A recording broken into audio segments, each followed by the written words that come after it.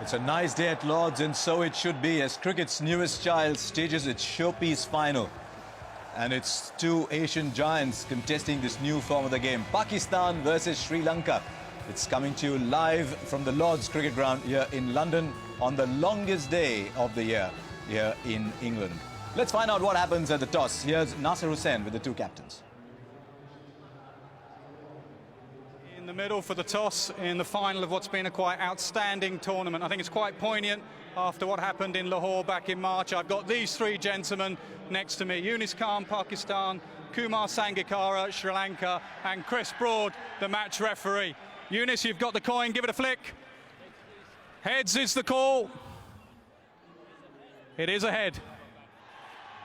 What are you going to do, Kumar? We're going to have a bat first. Is that because of the strength in your bowling later?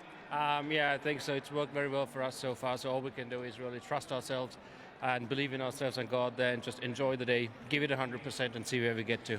Now you got those three fantastic bowlers, the three M's, Malinga, Murali and Mendis. As a captain, how difficult is it for you to work out when to bowl them?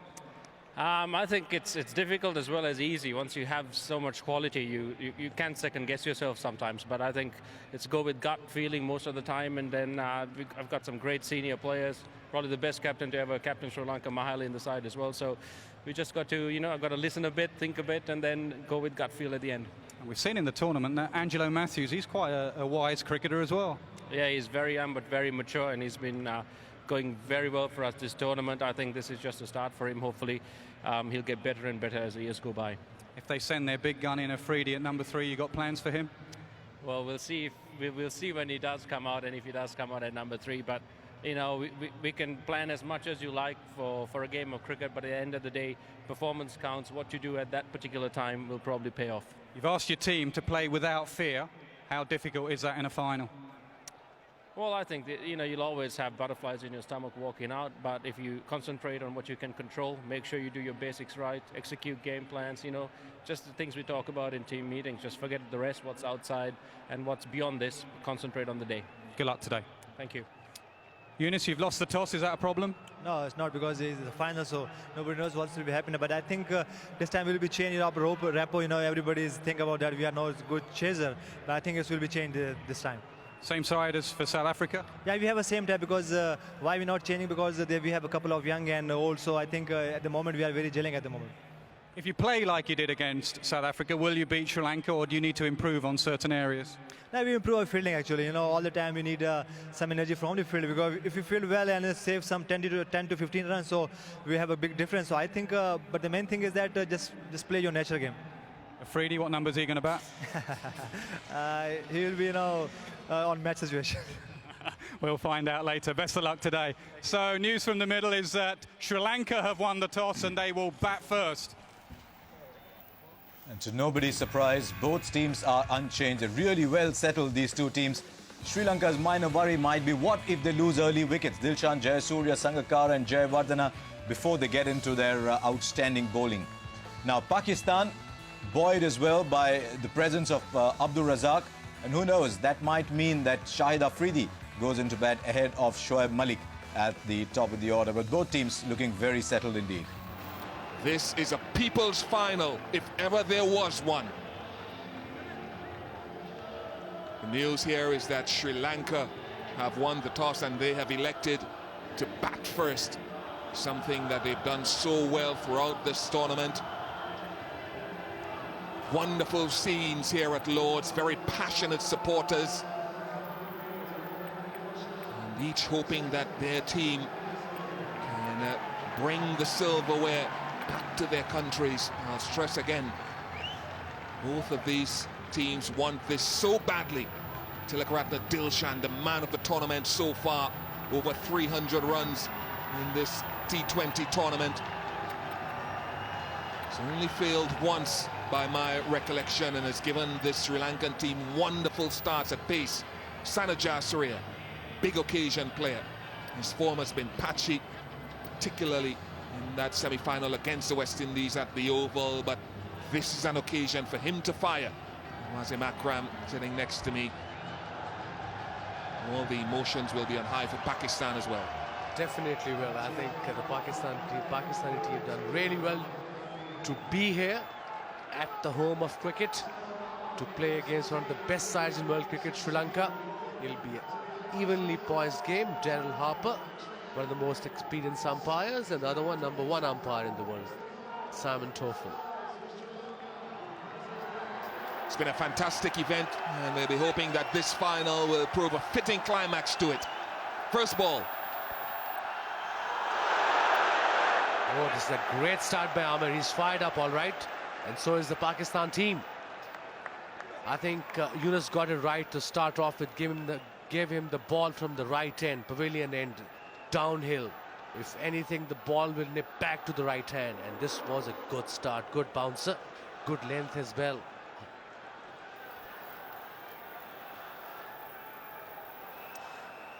We all know what Sri Lanka can provide with Dilshan at the top of the innings. Important for Pakistan to get early wickets, set them back. Good bounce from Amir. Pretty much the center of this wonderful ground here at Lord's. Full house. Boundary on the left. Just slightly longer, only slightly, 4 meters or so. Good size ground, good size playing surface, and a pitch that will provide a good contest. Another short ball, 3 short balls in a row. Definite plan we're seeing here against Dilshan. Back of a length at him. Definitely a plan. There is a fielder at back foot point. Wicket looks good. Dry, there's a grass there, but nicely rolled in. But there's an extra bounce in it, and I think that's why they have a fielder behind point, fielder in front of point. You can see these 2 fielders on your screen. And now fine leg is going towards square leg. Square leg fielder has gone to short fine leg. Good thinking, because now he'll be thinking to pull. So good start by young Amir. Goes for it, and it's hit the shoulder, the back of the bat. And we've seen stranger things in cricket. Could have easily have lobbed to Cameron Akmal. So 4 short deliveries in a row to Dilshan. They've taken away the drive, not given him any width.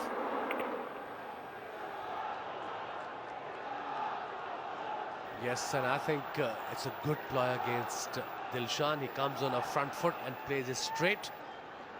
Don't pitch him up. There's 2 balls to go. He scooped it to short fine leg, and it catches taken. What a wonderful plan. Shazib takes the catch. Look at this. Dilshan has failed on the biggest occasion of this tournament. What a time. Head bowed, he goes for naught for 1.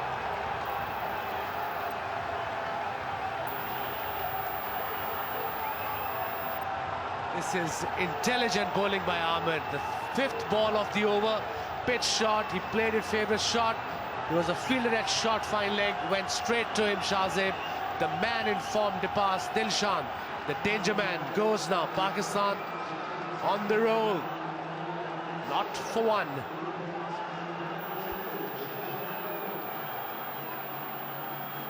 Just seemed as though he was also aware that there was a short fine leg and was almost just trying to help it over that man.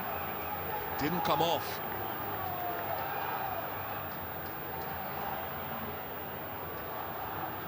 Would have been a little bit of a shock to the system of many supporters here at Lord's and around the world by television that Dilshan has gone without scoring. Gian Mubarak, something of a surprise move to get him this high up the innings here. He's in shock as well, Dilshan. Could it be this man's turn now? So one thing, folks, about Sri Lanka, someone has stepped up all the way through the tournament, mostly Dilshan. Still no runs after the first over, not for 1.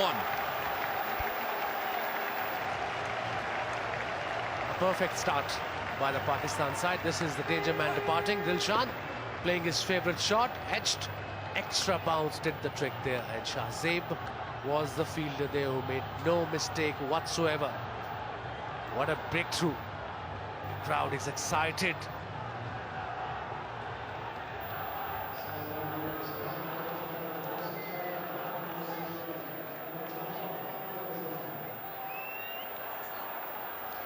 What a moment for this young man, 17 years of age, Mohamed Amir. A lot of contention as to whether he was worth his place with the absence of Sohail Tanvir. But he's taken the wicket of Dilshan, man of the tournament, for naught in the final. Now Razak, opposite end of a scale, experienced campaigner.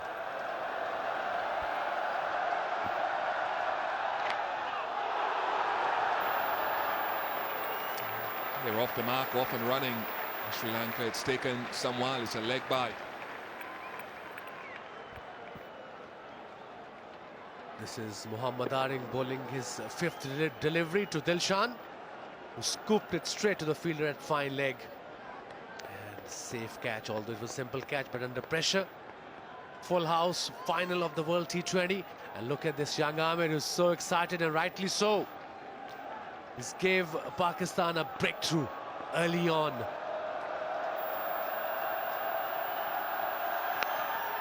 Oh, no second slip. That would have been gobbled up at second slip had there been one. Extra bounce here for Razak. Misbah. Just for a couple of balls, 2 slips would have been perfect. And look at the length and look at the bounce. Cleverly bowled by Abdul Razak. He's not a very quick bowler, but experience counts in this level of the game. Change of field, 2 slips in place for Mubarak now. A very positive thinking by Yunus Khan. There are only 2 men on leg side, square leg, and men at mid-on. This could be wicket number 2.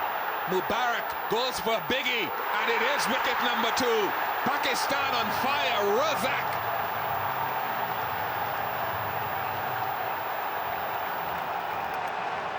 Scenes of ecstasy here at Lord's for Pakistan in the early goings, the early rounds certainly going to them. Mubarak will be wondering, what have I done? He goes for naught, 2 for 2.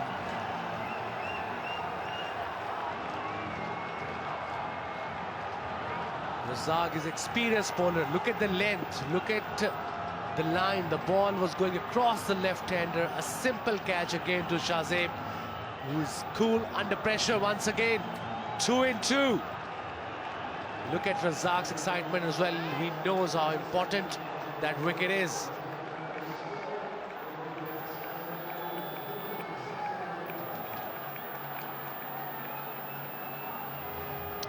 A little bit quiet in that Sri Lankan dugout for the moment. Can he calm nerves, this man?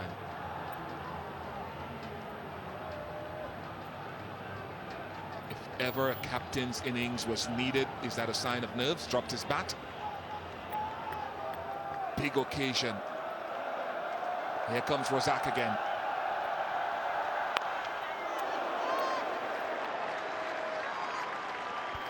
Just a little shimmy down the track from Mubarak as well, and across the stumps.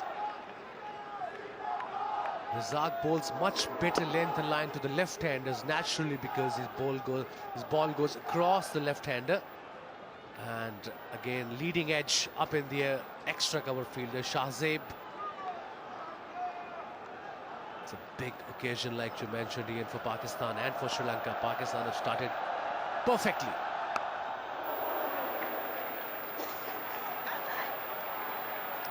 We'll come back for 2. Now, when I saw the shot of Mubarak when he went down and across the stumps, I was wondering why. Why did he do that when they were a wicket down pretty early in the piece? Now, if you look at the leg side field, there's a man just deep down the left of the screen at a long leg position. Then there's a man at mid-on. There's no one between mid-on and long leg, so maybe he saw that gap and was trying to exploit it. Proved to be one risk too many. Jasuria exploits it though. I don't think he intended to get it in that very region. 8 for 2.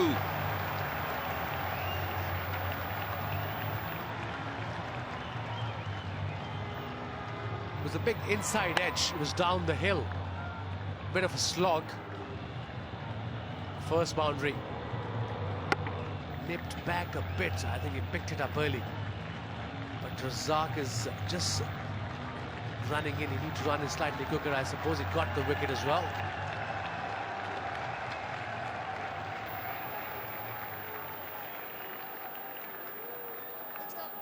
It was a huge struggle for Sana Jayasuriya at the Oval in that semi-final against the West Indies. Couldn't middle the ball, changed 5 bats. Never found his timing.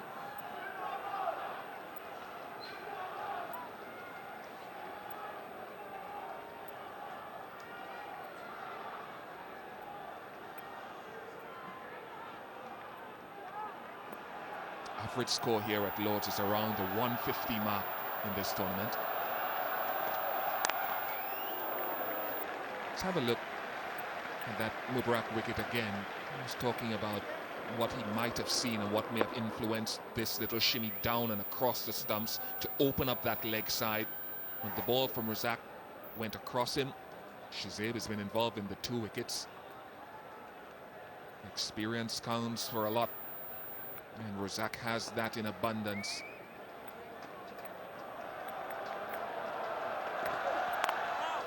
This 17-year-old Wasim, what are your thoughts on him and his ascent into this team?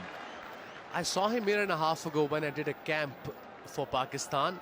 Look at the length he's bowled. I think this is the plan they've made last night to Dilshan. The first 4 deliveries were short deliveries, just outside off stump. A very difficult length as well for a batsman.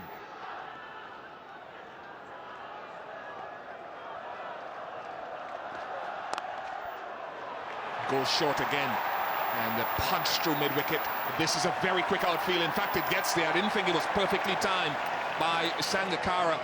And there scratches away at the footholds. He looked immediately at his boot as if to say, I slipped and I didn't intend to drag it that short.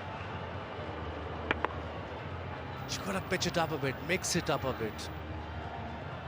At this level, coming back to your question, Ian, I saw him a year and a half ago when I did a camp for Pakistan Cricket Board, and I picked him up and Sohail Tanveer up then, and told the cricket board officials that these guys are to look for in future. And I think they've done really well, extremely well for themselves. This is beautifully played shot, down the hill, go for the boundary. That's where Ahmed has to be very careful. After short delivery, you have to pitch within the stumps. On that occasion, he was slightly outside off stump and slightly fuller.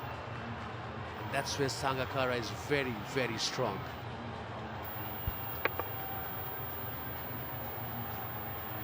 Already indications here that it may just be a very good surface again, if you can drive the ball on the up as well as he did.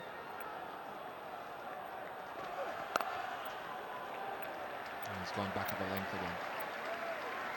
Just with Sri Lanka, we've talked all the way through this tournament that there are little wobbles in the batting order. Dilshan has held this together, and Pakistan, Umar Gul and company will know, Fahad Alam, that they need to get a couple more breakthroughs to put pressure on that middle order that has been suspect. Jawardner apart.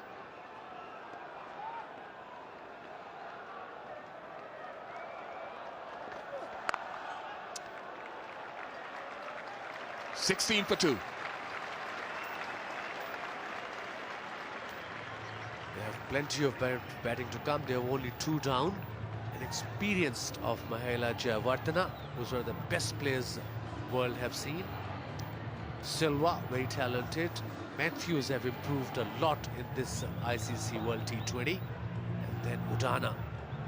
So yes, a couple more wickets. Pakistan get really into them because middle order apart from Jayawardena is not that experienced. Not only is it not that experienced, but I don't think there's been a lot of opportunity in this tournament for them to get into form. And to do it, try to do it on the biggest stage of the tournament. Good pickup from Sanath. Very good pickup. Look, he started in an altogether contrasting fashion as opposed to what he did against the West Indies at the Oval, where he struggled. That is a typical Jayasuriya shot. 6 number 161 of this tournament. That's where he's so strong as a bowler. Change of field, slip is out. Man at square leg, short fine leg, man at mid wicket and mid on. 5 fielders at offside, 4 leg side.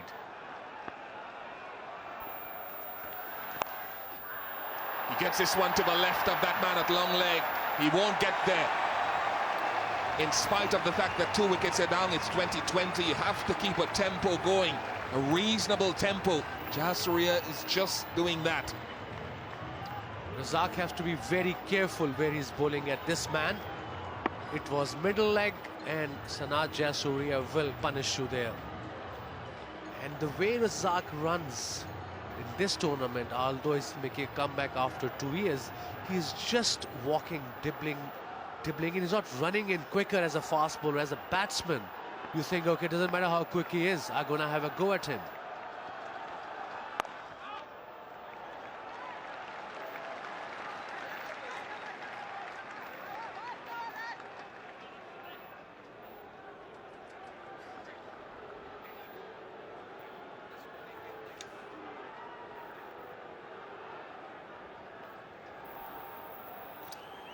Once he is at the crease, he's an ever-present danger. His strike rate the other day was maybe around 70. Today, so far, it's 212 for Jayasuriya. Talking about that middle order, you know, there's just Jayawardene with form, because Shamara Silva, Angelo Matthews have only had top scores of, what, 13 and 12 respectively in the tournament.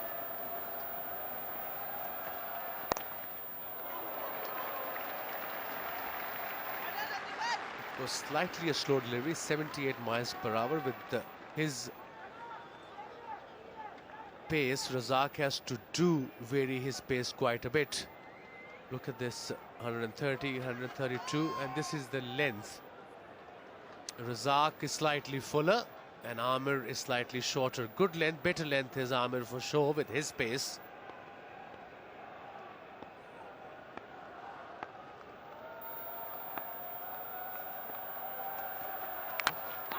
He's got his revenge. Razaki was down, but it's Jayasuriya who is out.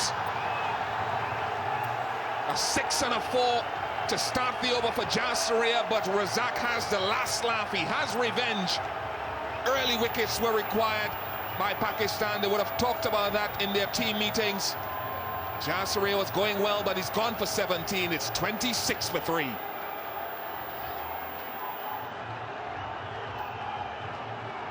Now that was a lucky break for Razak and for Pakistan. He charged inside edge onto his stumps and Razak fell on as well. But it was Sanat Jayasuriya who had to depart, leave the ground. He got up and celebrated the important wicket of the great batsman of Sanat Jayasuriya.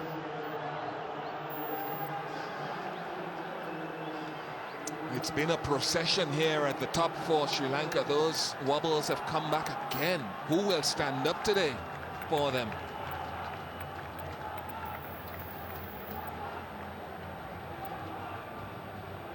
The former captain and the captain at the crease couldn't ask for much more skill or much more experience embodied in these two. Jayawardene at the crease, one delivery short of the 4th over. Could it be Pakistan's day? What a story it would be for this man, Yunus Khan. Denied a lot of cricket in their homeland, turned up at this tournament a little bit rusty. Story for Razak as well, back in the international fold, 26 for 3.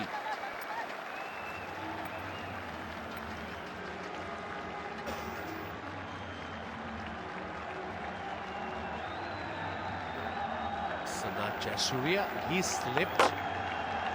Jayasuriya slipped as well, inside edge onto his stumps. Doesn't matter, as long as you get them out, how to get them out.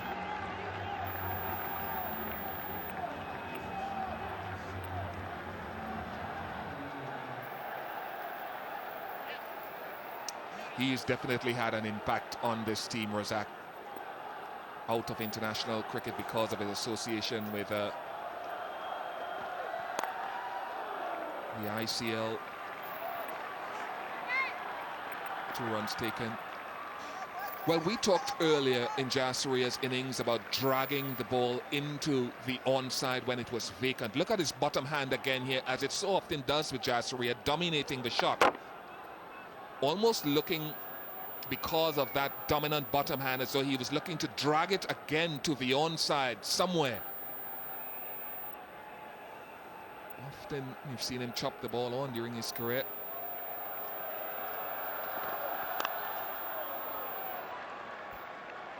Never chopped a ball on stumps when I was bowling at him, Ian. Not often enough. Ahmed bowling his third over. What a start. 1 for 11 so far from him. On the other hand, Razak 2 over 17 for 2. Jayasuriya departs for 17. 29 for 3. Sri Lanka. It's just about, I've seen him do it before with the angled bat sometimes when he looks to punch it square. The bat is at an angle, it's not absolutely vertical and it's not horizontal, just angled, and often it takes the inside edge onto the stumps. Good quick single. We'll need more of those. You made a good point just now, Wasim, about the differences in the length. Because Amir is slightly quicker, I've seen him get up to 89 miles per hour in this tournament. He can afford to be back of a length. Razak is about 80 miles per hour, so Razak naturally has to be fuller of a length. Anything shorter or in Amir's sort of length, he'll be dispatched easily.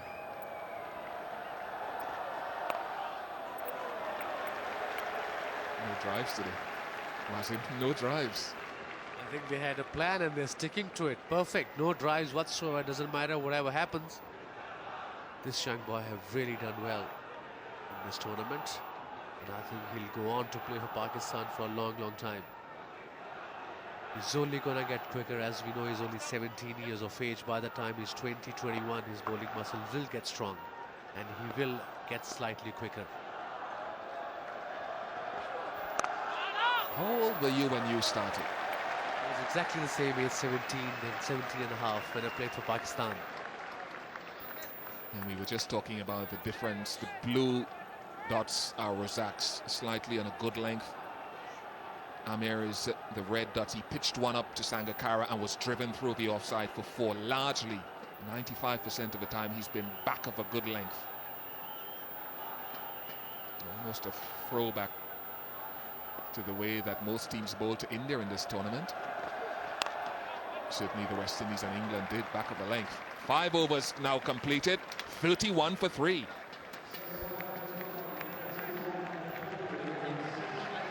Right, it'll take some work for Sri Lanka to get out of this situation, to extricate themselves. They've got a lot of support here. This is a magnificent occasion.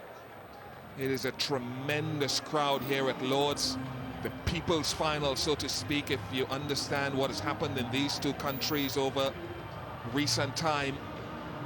It means so much to them, both sides.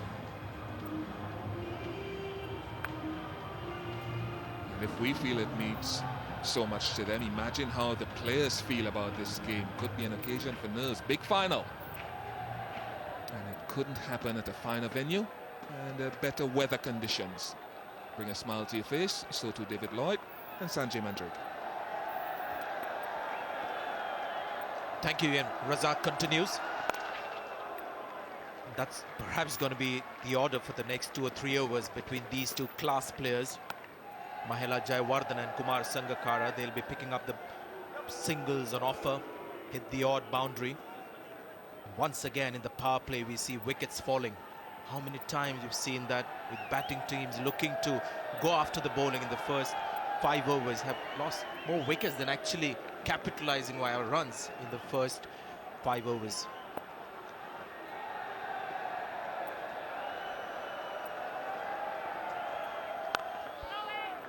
This is a real battle for Sri Lanka now, 3 down in the first 5 overs.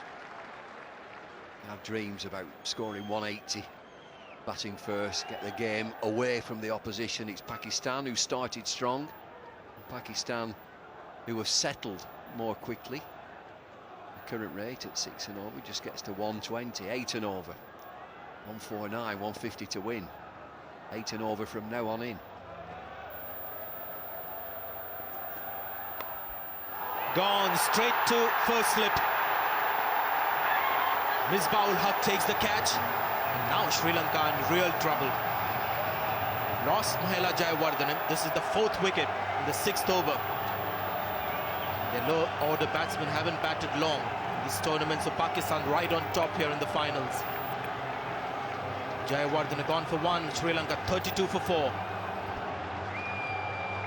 Well, real trouble now for Sri Lanka. We've just mentioned that it's going to be very difficult. Another star player.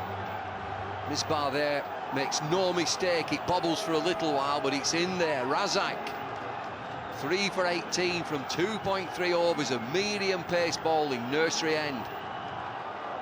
Just looking to run the ball down the hill. Pakistan are all over Sri Lanka here.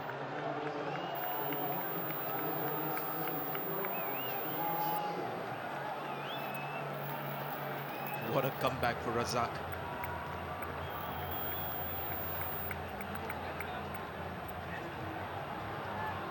Just a dream run for the bowler. Razak Chamara Silva is a talented player, busy player. Hasn't had too much of the sun here in England. Isn't needed with the success of the top order batsmen. But now he has plenty of time out there in the middle in the finals.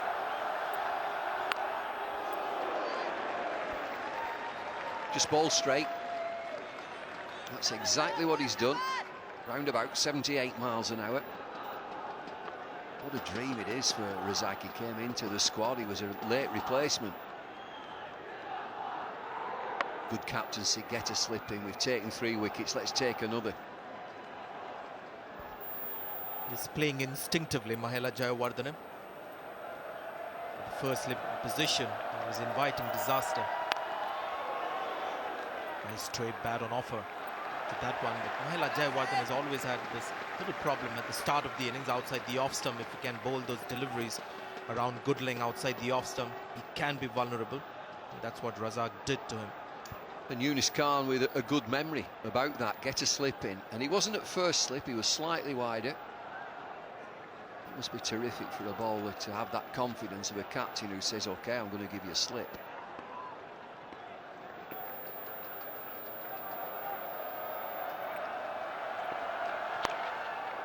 Sangakkara, meanwhile, is looking good.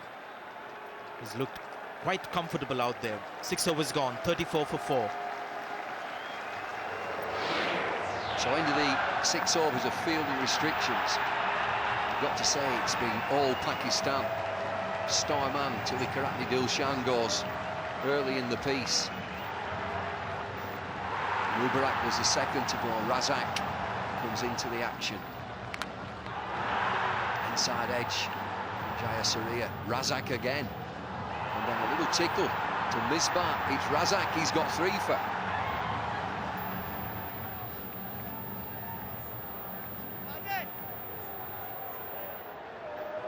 Well, Razak has come into this team as a late replacement.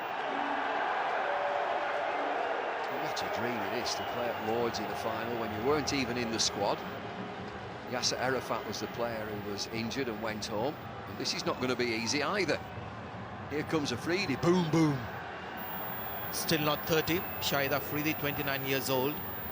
We saw the ball turning in that women's final there. Well, they've got to say that they were tossing the ball up in the air a bit slower, but there was definite turn in the pitch.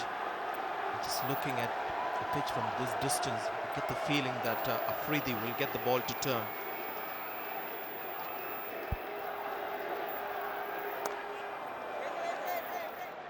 Well, he has been a star bowler for Pakistan and indeed throughout the tournament. He's got better and better as a leg spin bowler. He's a difficult customer. He gets bounce, he's got a quicker delivery. I think he deals more in bounce than actual spin, but he's very accurate. His confidence as a bowler currently is sky high. Saw that first ball right on the money. His left hand, right hand at the moment. Look at that again. Quick to find the spot to the right-hander.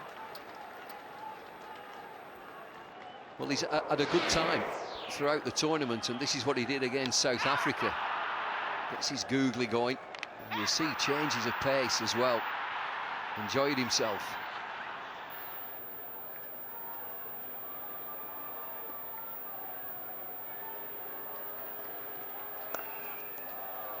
Good cricket from Sangakkara. It's all down to him now to stay there as long as possible. He played one good innings against Australia, perhaps one of his best T20 innings, when he saw his team through in that run chase at Trent Bridge. This is another big match.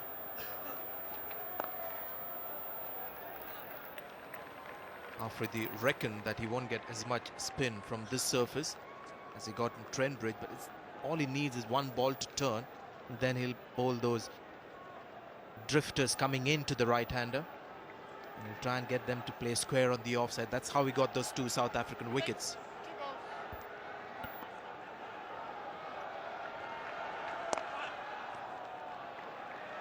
He's also on you very quickly. He just turns and comes in. He doesn't give the batsman any time.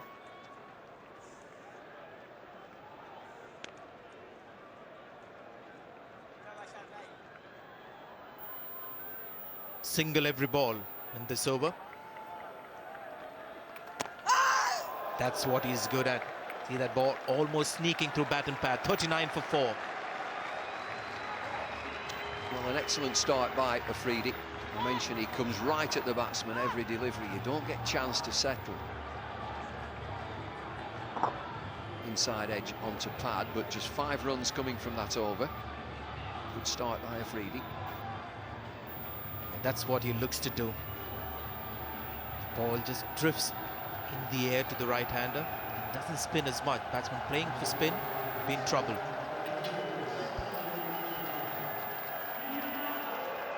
Well, great scenes here at Lord's. Just 3 bowlers used so far. Damage being done by Razak, 3 for 20. Yeah, another change of bowling. It's spin from both ends. Ajmal comes into the attack. So he's got his plans, Yunis Khan, and he's going to stick to them. He can do at 39 for 4, and 4 big players have been dismissed for Sri Lanka. He's had a good time. Ajmal with 12 wickets. Look at that runs per over economy rate, 5.63. That's where the spinners have been a revelation in this tournament as well. Ajanta Mendes with a great economy rate. Saeed Ajmal there, you just saw him. Shahid Afridi also very impressive economy rate. Once again, Pakistan quite happy to keep Umar Gul in the wings. Generally comes in to bowl around the 13th or 14th over of the innings. Same plans as far as Gul is concerned. Should push for 2 here. Oh, he's coming back. This is danger. Wrong end. He's quick between the wickets, Chamara Silva. He thought he would make his end, which was going to be the danger end, but Sangakkara, I think, is trying to suggest to him by refusing the single, it's about just building a partnership, not get too keen.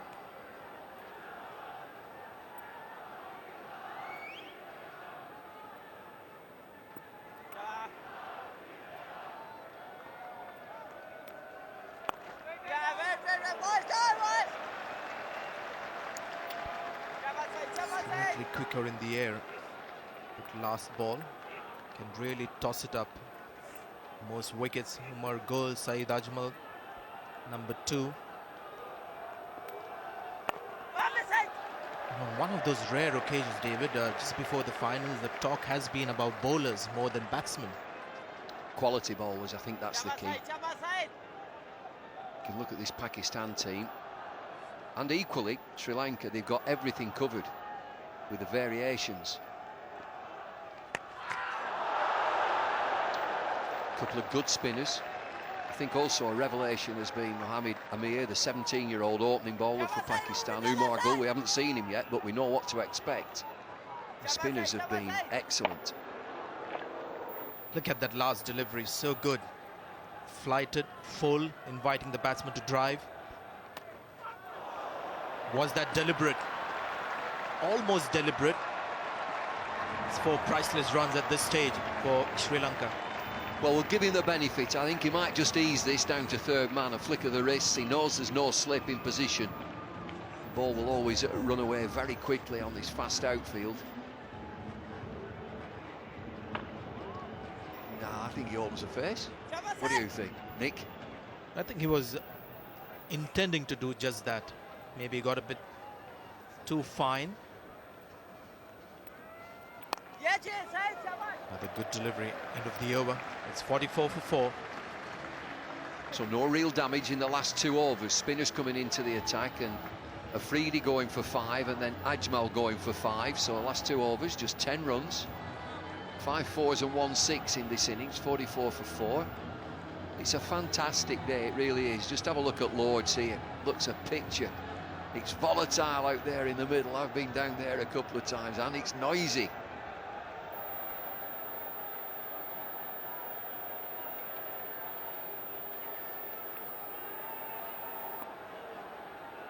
Shahid Afridi will continue. Looking shot straight to the fielder. Very impressive, Mohammad Amir. A young man, big stage. Came in and bowled aggressively.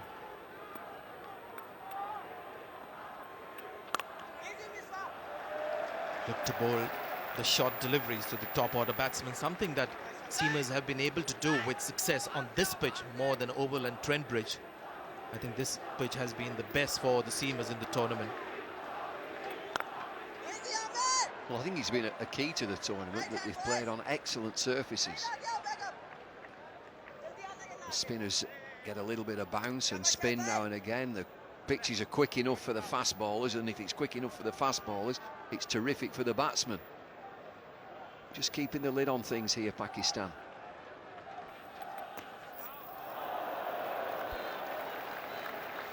Looking slightly uncertain, Chamara Silva. Projected going down, 8 and over, now only gets 136. Got to go some to get 8 and over.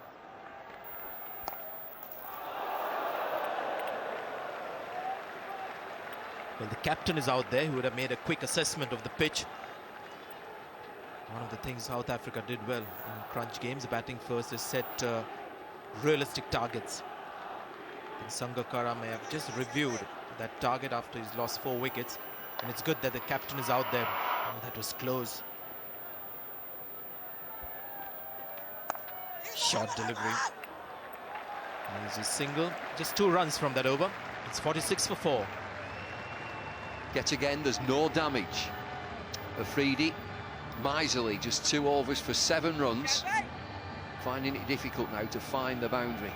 Let's have a look at the progress. The red blocks are the 6 overs of fielding restrictions. And then since then, it's been quiet, 7, 8 and 9 overs.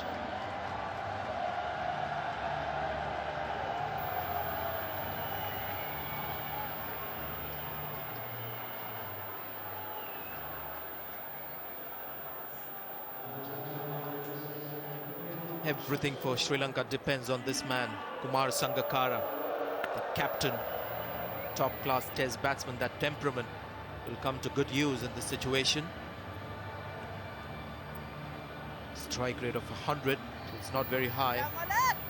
He had a couple of good innings. It's not been like Dilshan getting runs every game, but interesting bowling change made here by Pakistan. Saeed Ajmal, after the 1 over, has been replaced by Shoaib Malik, who will also bowl off spinners, bowl the odd dusra.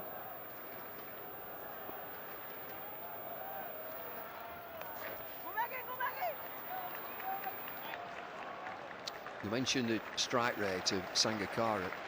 He has no alternative here but to try and bat through the innings and take as many singles and 2s as he can, but you've got to knock the bad ball away and be proactive for these last 10 overs or so.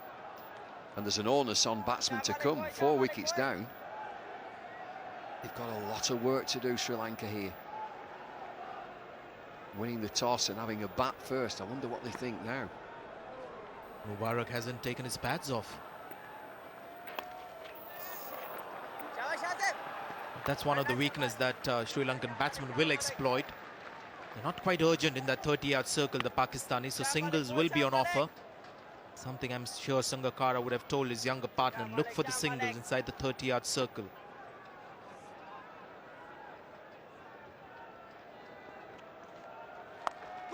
Sweep shot in the air for a while. Oops. Misjudged it. There was that fielder coming from the opposite end. There were two fielders in the deep. Just for a moment, Misbah thought maybe Mohammad Amir might get there. Well, it's perfectly in the gap, and it's quite a strong shot, is this. This isn't a tickle. Silva plays the ball, and the ball pitches and spins away from the diving fielder. It was always running away from him. Mohammad Amir would have been in a better position to make a commitment to that shot. Chamara Silva now growing in confidence. This is turning out to be a good start to the over. 7 runs from the 4 balls delivered. Now, this partnership is watchful. You'd expect it to be 4 down. It's 21 from 25 deliveries.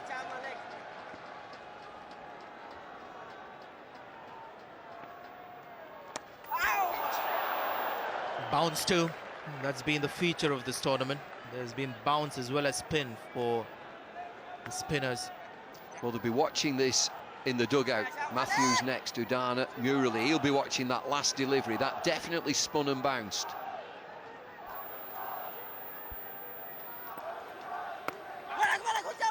The quicker deliveries are spinning, so which is great news for Sri Lanka. 10 overs bowled. It's 54 for 4. Sangakkara is on 21, Silva is on 14. Now that's the delivery that pitched and bounced. They need runs on the board, Sri Lanka. They've got a lot of work to do here.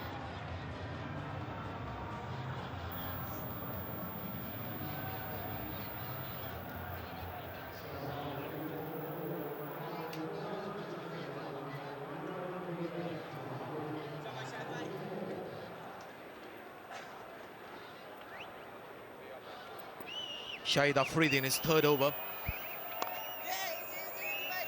And in the commentary box, we've got Nasir Hussain and with him Ranila Benaike. Thanks, Sanjay. Great start from Pakistan. Spinners doing a good job. No width. Afridi has bowled straight. Varied his pace. 14 deliveries for just 8 runs. Sri Lanka went hard at those first 6 overs. They tried to get a good start. Look at the variation in speed there from Afridi. What a turnaround in this Pakistan side. Close, he's a long, long way down. Umpire can't give that. Probably drifting down the leg side. He's getting a lot of drift, Afridi. Well, he's not happy, but yes, he was well down the track when he played the shot. Tough times for the Sri Lankans. It's right on near his foot, possibly drifting down leg side. Yeah, it could well be out, but you couldn't give it out because the batsman has come 2 or 3 yards down. That's a good shot from Sangakkara. Will the fielder cut it off? No, a much needed boundary. Sangakkara trying to fight back. Yes, a valuable one at this stage. Boundary certainly relieves the pressure. And a lovely shot from Sangakkara, well balanced, getting on the back foot and hitting it right in the gap. Sangakkara just having a quiet word with Simon Taufel there about the Pakistan boys throwing the ball in on the bounce after that boundary. And that could be 4 more. Gets an inside edge, I think, on it. Yes, he does. Back-to-back boundaries. Yes, and very welcome indeed. Kumar Sangakkara picked that well. It was pitched just around leg stump. A brush on the pad, but definitely inside edge.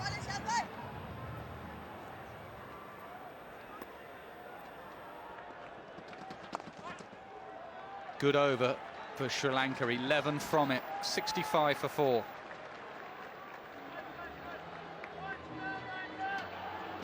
Let's have a look at that LBW shout again on Hawkeye. Silva a long way down. Ball drifting in, yes, it would have gone on to hit Midland leg. Very difficult for an umpire, you've got to be guessing slightly.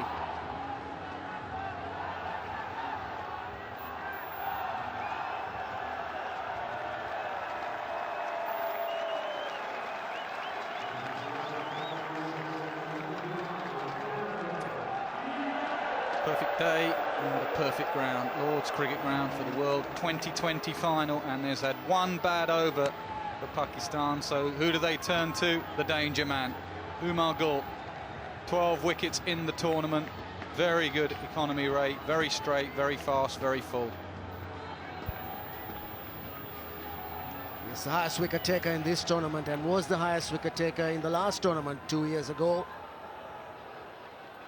He's been brought maybe an over or two earlier than what he's been brought in the last couple of games by the Pakistanis.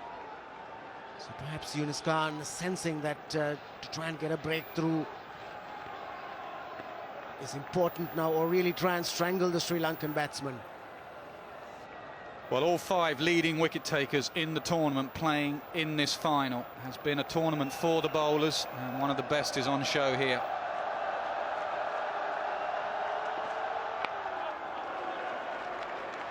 Sangakkara have to hurry because he was on the back foot, but he does well. Gul will bowl 4 overs, and he's brilliant at the death. Bowls brilliantly right at the end with a reversing ball. This was against South Africa. This was the penultimate over. South Africa just could not get him away. Very full, very straight.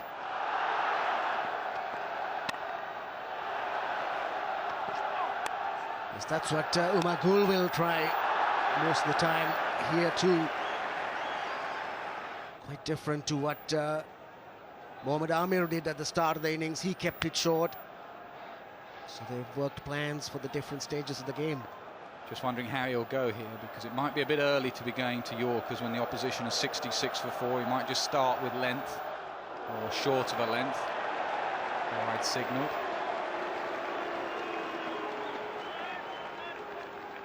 In the 12th over now, Nazar, we were talking of 155, 160 as a score, but now Sri Lanka will want a minimum.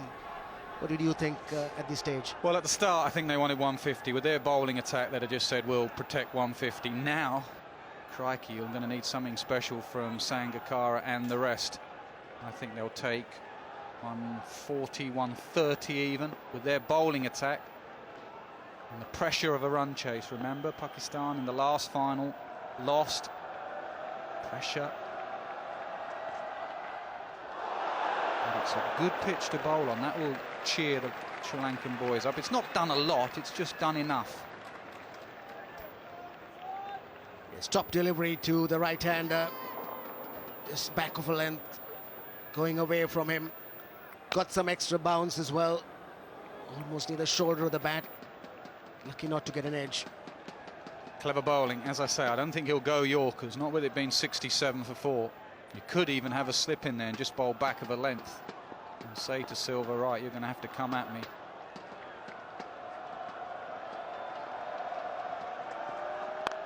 Pulled away, straight to mid-wicket. Yes, gone. It's Gul again.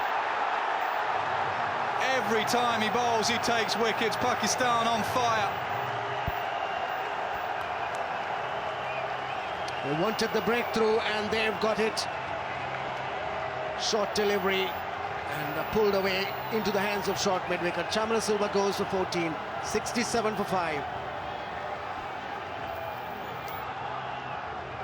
Very, very clever bowling. He could have easily gone to his #1 suit bowling Yorkers, but Silva would have liked that on this surface. He said, no, you're going to have to hit me from back of a length. And Silva hit it straight to Ajmal at mid-wicket, and we've seen that celebration in the last 3 weeks. He is now the standout bowler, leading wicket taker, Umar Gul.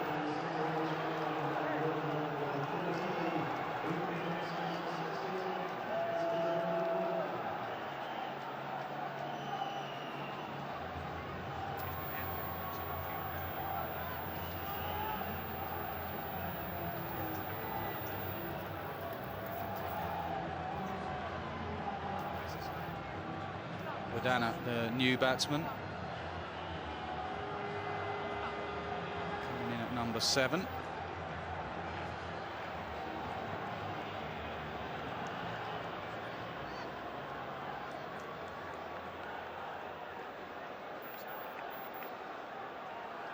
Srudana pushed ahead of Angelo Matthews.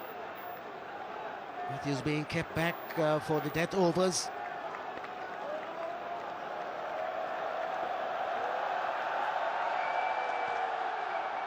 Short again, slip is in.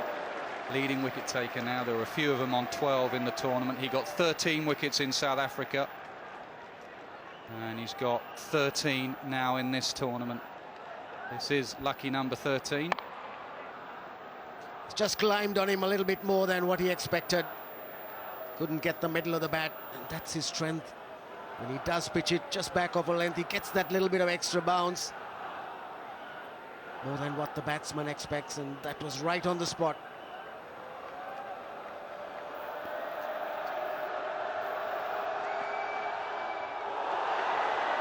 He's all over Sri Lanka like a rash here at the moment.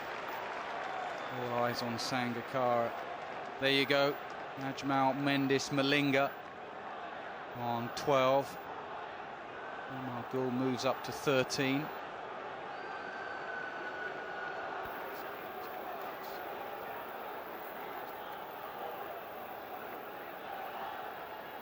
Yes, both these teams, Pakistan and Sri Lanka, have relied a lot on the bowling. Four of the top bowlers from the two countries. There's Muralidharan and there's Afridi also in the lineup.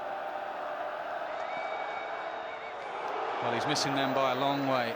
He's been done for pace. It's 67 for 5. Sri Lanka surprised by the pace in this Lord's surface. They've played a lot of their cricket at Trent Bridge, where it's been slower and lower. And the extra pace has just hurried them at times. Which side do you think are doing well? It's very good opening over from goal, just the 2 runs. And right on the spot every time.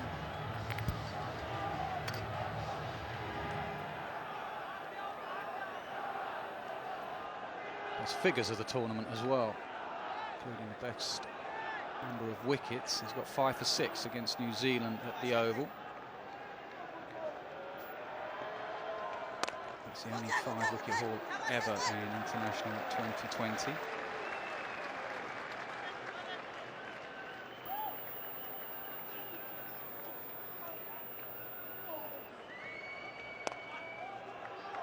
All eyes on Sangakkara. What does Sangakkara do, Ranil? Does he just rotate the strike and wait for the last 3 or 4 overs, or does he have to go himself? Well, he's got to be there to the last over, that's for sure. He's probably got to cut out the real risks, but his intention must be to bat on to the end, try and get the strike as much as he can. That's good from Udana. Low backlift. Key for the right-hander is not to try and cut Afridi. He will be tempted to try and hit him down the ground. He's not a big spinner, especially with the slope here at Lord's. He'll be drifting into the right-hander, coming down the slope. Don't cut him, Udana.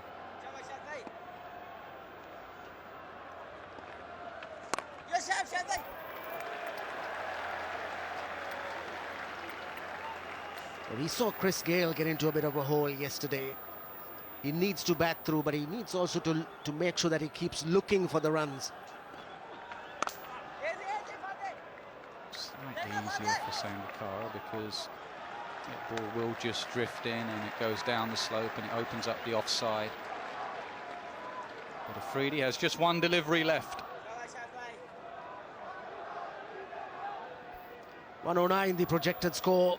Sri Lanka will want at least 25 more than that.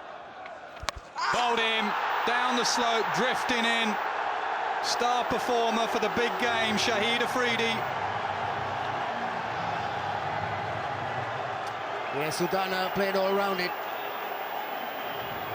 Slipped through the gate. And so Isuru Udana goes. Sri Lanka have lost 70 for 6.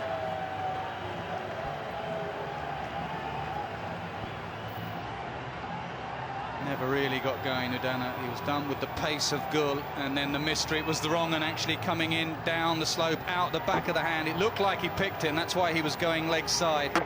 Made 1 error, he missed it.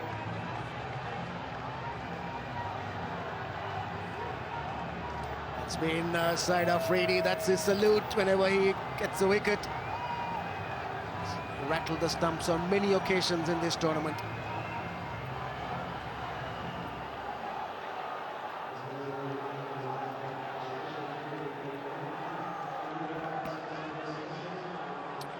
batsman Angelo Matthews, whose awareness of the game has been exceptional in this tournament. He's fielding, bowling, batting, and he's got to be aware here that Sri Lanka need to bat the overs. 7 overs left, and someone has to stay with Sangakkara. First error he's made. He's taken his wrong bat out.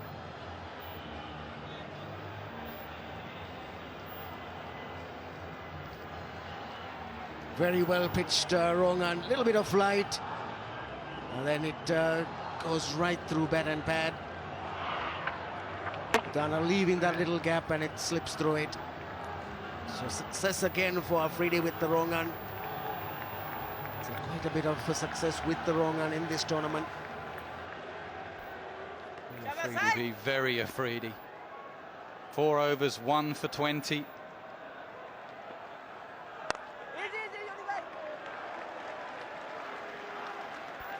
Everywhere you look, there's a wicket taker. Gul's been taken off, Ajmal been brought on.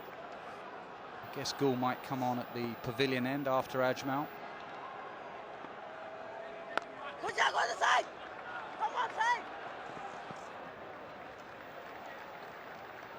Ajmal just in his second over. He's been one of those quiet performers for Pakistan. And in the last over, Udana pushed up the order ahead of Matthews. Trying to play it on the leg side. The ball going through the gate. Good wrong run from side of Afridi. Good work today as well from the captain, Yunus Khan. He's kept his slip in on a number of occasions. He's rotated his bowler. He's not gone to the obvious Umar Gul too early. He's had a good day. Got a slip in again here.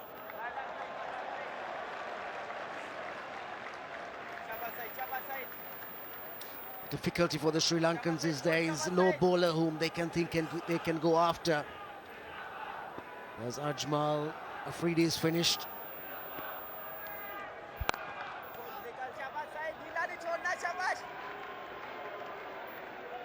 There's still 3 more of Gul. That's a lot. So it's never going to be easy right through to the end for the Sri Lankans.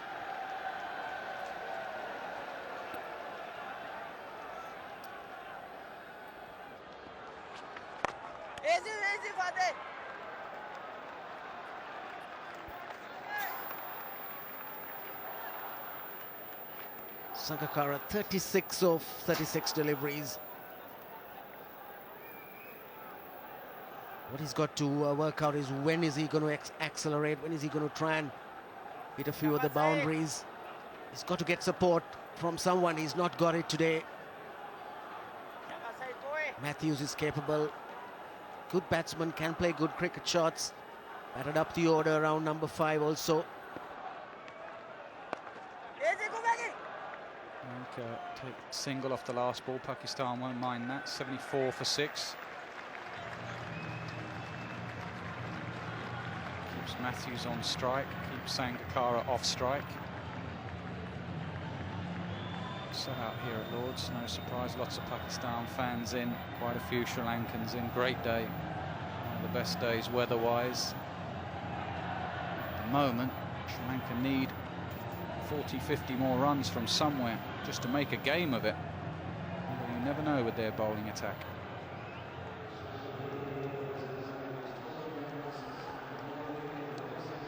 As we thought, 3 overs left, 3 overs from each end, so you've got to make sure Umar Gul bowls out his 4. He's at the pavilion end. And I still think against a number 8, you'll carry on bowling length. As a captain, you discuss it with your bowler. If Sri Lanka were 150 for 1 and you had Dilshan in, you'd say, right, we'll go Yorkers. But with 74 for 6 and the number 8 in, why change the plan? Why suddenly go to Yorkers and the batsman knows exactly where it's going to be? Keep a slip in and bowl back of a length. That's the discussion here. Well, it's also about mid-on. Yunus Khan on the attack. He wants mid-on up. He brings him up from long on. He's got a slip in. And the plan is to bowl back of a length.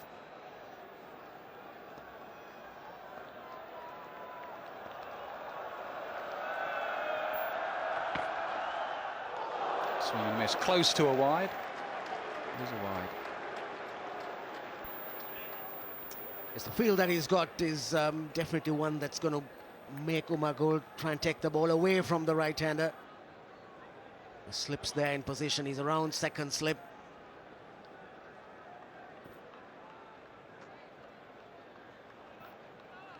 Over of 2020, and there are 5 men up. There's a slip in. Don't usually see that.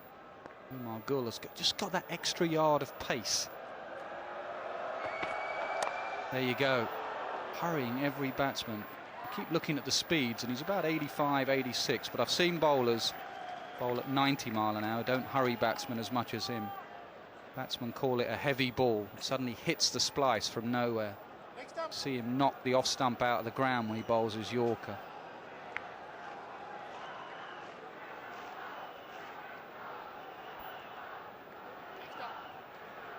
So is he going to keep the slip for Sangakkara, who's the batsman who's scored runs, 36? Yes, he does. So still relying on attack, relying on trying getting Umar Gul to pick up a wicket.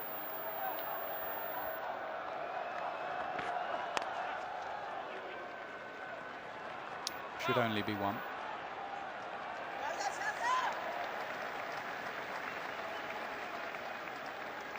Yes, yet again, just back of a length from Umar Gul.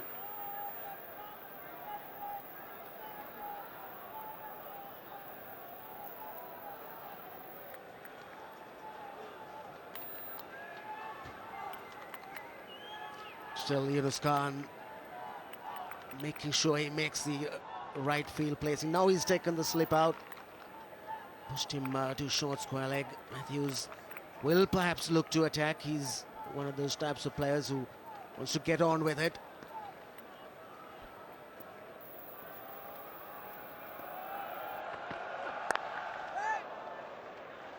Another short ball there from Umar Gul, and it's a definite plan change from Pakistan on this pitch. They've seen it with a little bit of pace, and they've got early wickets. So you see, we've talked about Yorkers and death bowling. Well, 70% of his deliveries have been short, 30% a good length, and none pitched up. No drives.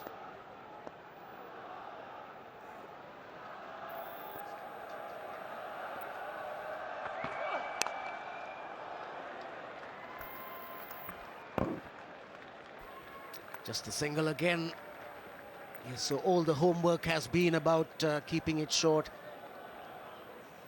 Where Amir is concerned, where Umar Gul is concerned. Not so with Razak.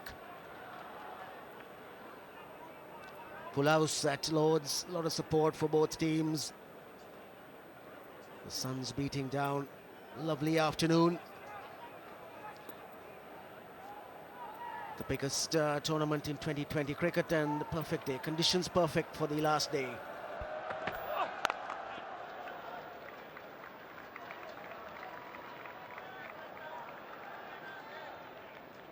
Sangakkara continues getting the singles. So he's obviously content in waiting a little longer, coming up to the end of the 14th over, which leaves him with the last 5 overs of the innings.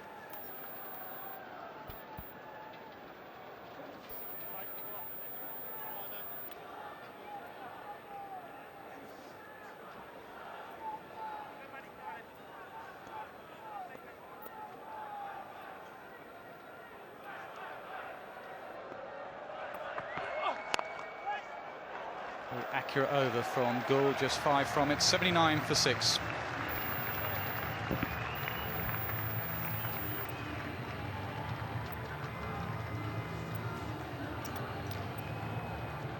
So just 5 overs left, and Sri Lanka will need to try and get up to 120 somehow. There'll be no let up. Conditions perfect, really. It's just a slightly quicker pitch. Sri Lanka went hard at those first 6 overs, realising they wouldn't get too many at the end.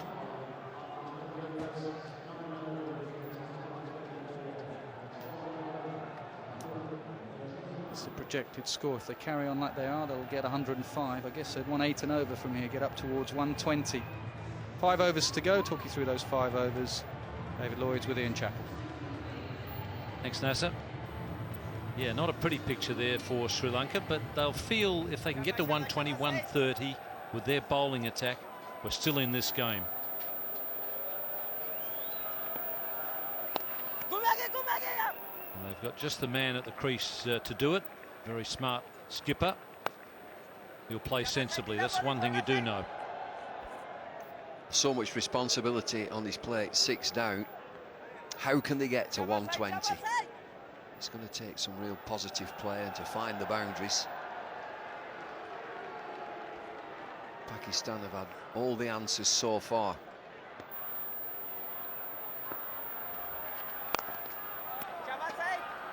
Matthews hit very successfully at the end of the Sri Lankan innings at the Oval in the semi-final. He looked quite handy with the bat, so Sri Lanka will be hoping for a bit of a contribution from him, and then they're just going to have to bowl like they've never bowled before.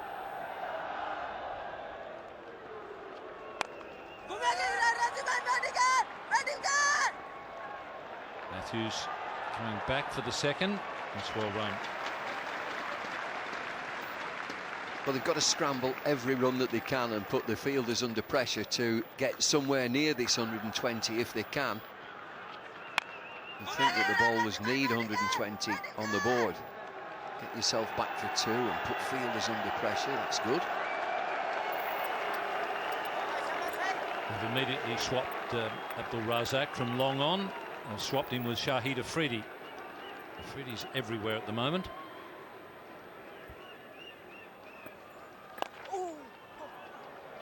That's well played. This is the sort of stuff they've got to do. Keep hustling for 2.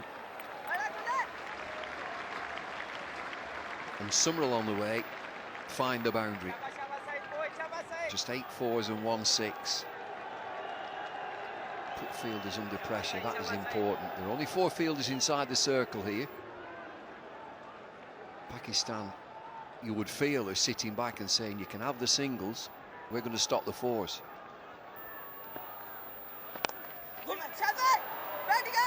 He's at long on, but once again, it's beautifully placed by Sangakkara. It's going to be interesting, David, to see what Sri Lanka come up with at the start of Pakistan's innings. Pakistan had a terrific plan to slow down Dilshan, who's been such an important man for Sri Lanka. I'm going to be interested to see what they do in return to try and slow down Cameron Akmal, because you can't really bowl, well, I suppose you can bowl short to him. You take a bit of a risk, though, with Akmal, because it might go for plenty, but you might get him out. You seem to think he's comfortable there with the short ball, and he's got a definite job, Akmal, at the top of the innings to propel the innings. He hoiks this one over onto the leg side, and Sangakkara retains the strike. 88 for 6. So 9 runs coming from that 16th over. 4 overs are left. The innings, you would say, is limping along. 88 for 6. A runner ball gets to 112. You would feel that they've got to get to 120 to give the bowlers a chance. You'd also think that bowling is a strong suit for Sri Lanka. They've got Malinga, they've got Matthews, Murali and Mendes. 4 M's.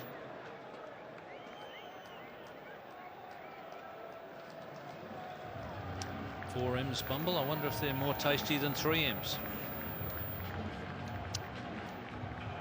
Well, it's a scramble, isn't it? Sangakkara is playing so well. 46 from 43 deliveries. Nobody has stayed with him. The problem they've got, Sri Lanka, now is scrambling these extra runs, and you're trying to scramble them against Gould. He's cleared mid-wicket. It's a boundary, so that's handy. Well, a terrific start to the over, the 17th over. Sangakkara moves on to 50 from 44 deliveries. Something to cheer about for Sri Lanka. We've got a gorgeous day, a full house at Lloyd's, an excellent pitch, but Sri Lanka have faltered, but not this man. 50 not out from 44. Just 5 fours.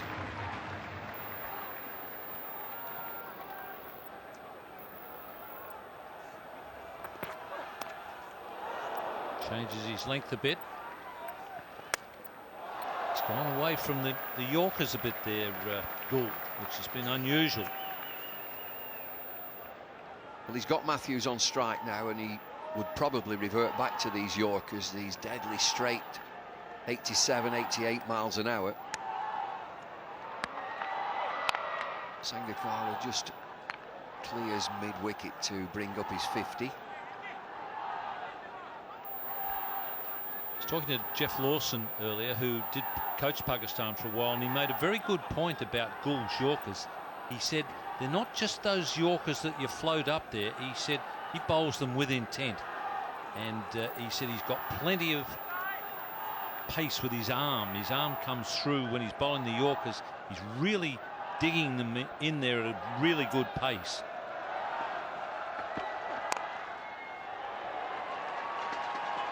He'll be looking for two. That's well run. Yeah, this is good work from Sri Lanka. Matthews is doing a good job alongside Sangakkara. That partnership is now 25 from 21 deliveries.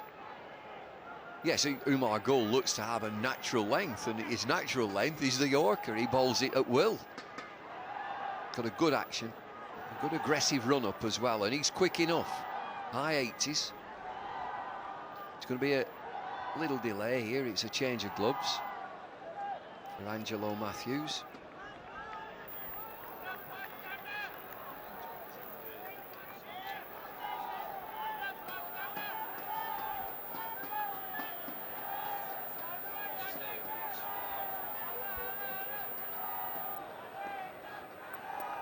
So this partnership, 25 from 21.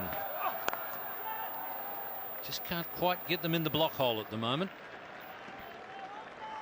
And looking at Pakistan, they're just on the edge of the 30-yard circle. It's almost as if they've said, OK, ones every time. You can have a one.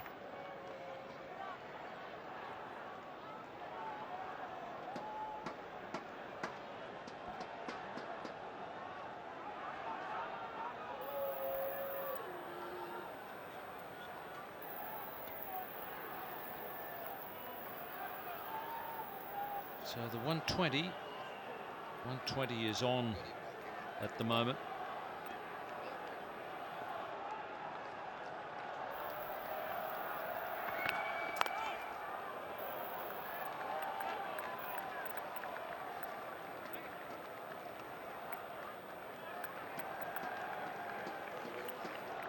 And it's called a no ball from the square leg umpire. So the height, I think, must have been the thing. So Sangakkara has got 50. This is a responsible innings from Sri Lanka's captain. He's scored runs, but nobody has stayed with him. And Sangakkara with 5 fours.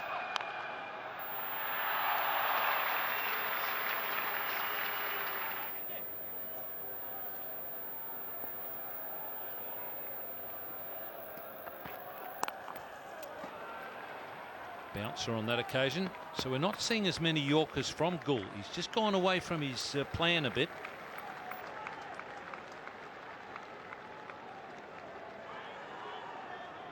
Yeah, it's strange, isn't it, that there's more of a mix. Not seen him in previous matches. Ball so short.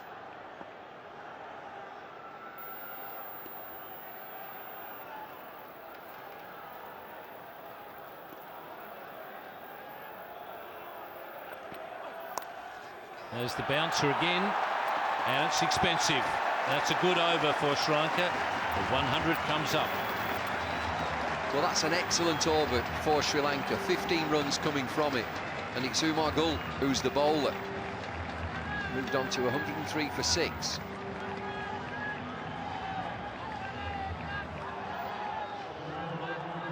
Just what Sangakkara needed.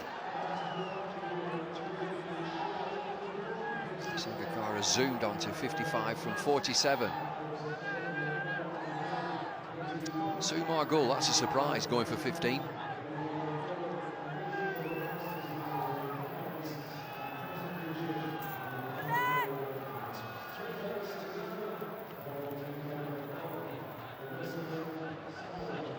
Well, a very good over there from Sri Lanka. They've got 3 overs to go, so they should get to the 120 mark now. They perhaps could up the ante and look at 130, which would, I think, be quite a competitive score.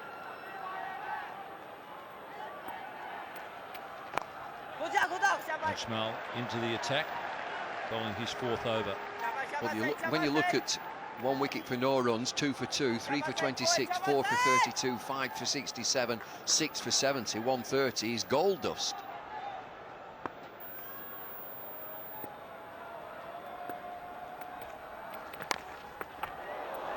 That's good bowling. Saw what the batsman was doing, kept it right at the stumps. Matthews, if he can, has got to get Sangakkara on strike. Ajmal is into his final over here.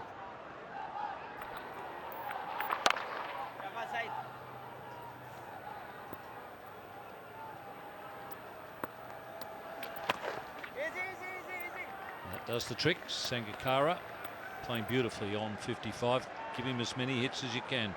Well, he's just wandered down Sangakkara the ball previous and said, just get a single, get me on strike. That's exactly what they've done. 104 for 6, 17.3 overs.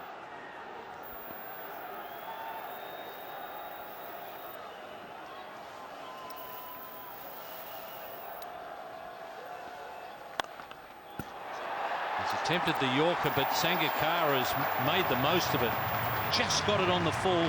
Wonderful timing. Well, he's in charge now. Kumar Sangakkara playing a real captain's innings. He's moved on to 59. Keep checking that score, 108 for 6. They're moving along.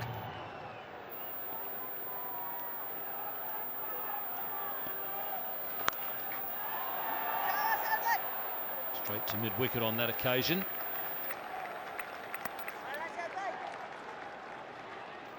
Now then, Angelo Matthews, I think you've got a free hit, a free licence, the last delivery. Sangakkara has just started to find the boundary. Matthews has to face the final delivery of the 18th over. Any even number you can think of for Angelo. Well, that's a great shot. Beautifully timed, so that's done the trick. Another good over for Sri Lanka. 113 for 6. Bonus ball, still in this game, just about in this game, Sri Lanka. 9 and over gets up to 131. Now that is on. To get up to 130, it's been so difficult for Sri Lanka, having been 70 for 6. But this partnership now is 43 from 31 deliveries.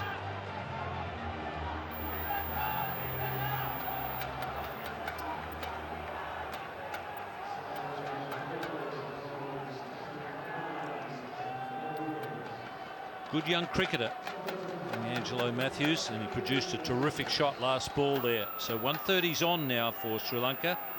Their skipper, Sangakkara, highest score in T20, and typical of the man to get it in a final. And once again, a class player.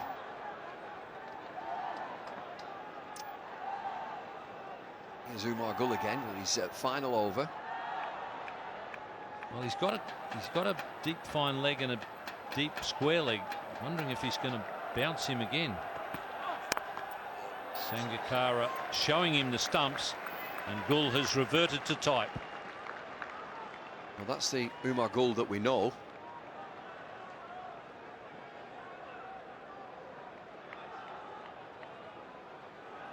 This is where Umar Gul has been bowling at the death in the last overs of the game, in the tournament, throughout the whole tournament. There's a lot of short stuff, and the most of that short stuff is today.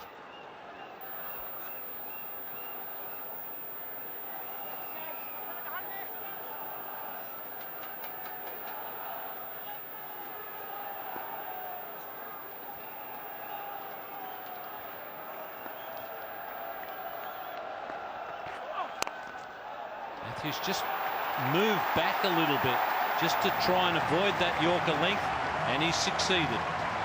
What a good execution this is. second-guessed Umagul that he's going to bowl Yorkers, and he moves back into his crease. He doesn't move forward, he comes back. Just gives himself a little bit of room to work the ball powerfully into the leg side. Boundaries are coming now, Sri Lanka, 118 for 6. He's a good young cricketer, this Angelo Matthews. And what's more, he's got a good head on his shoulders. Goes back again, this time he gets the bounce up. That's one thing, all the really good back foot players I've seen, you just can't York them. Sobers obviously comes to mind, and he was a brilliant player of the Yorker. Remember, Yuvraj Singh in this competition got a Yorker which he hit for 6.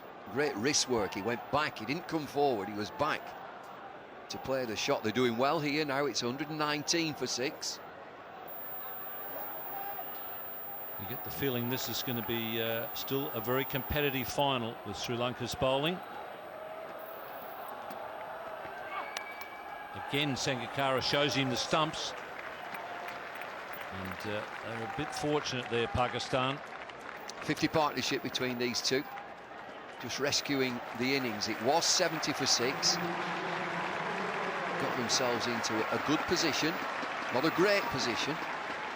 120 for 6. These two playing sensibly.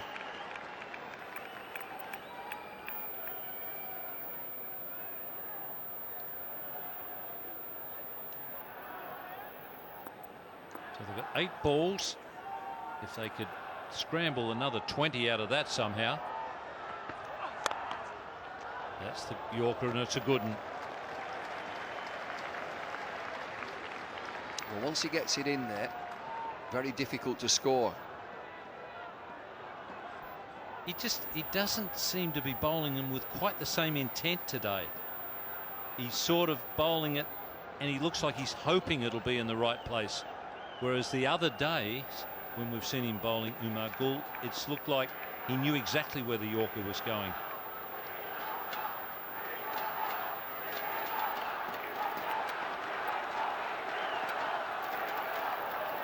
Well, they've upset him a little bit. Well, Matthews has got this last delivery again. Coming to the end of the 19th over. He can swing from the hip here. Sangakkara is on strike for the last over. 2/3 men inside the circle.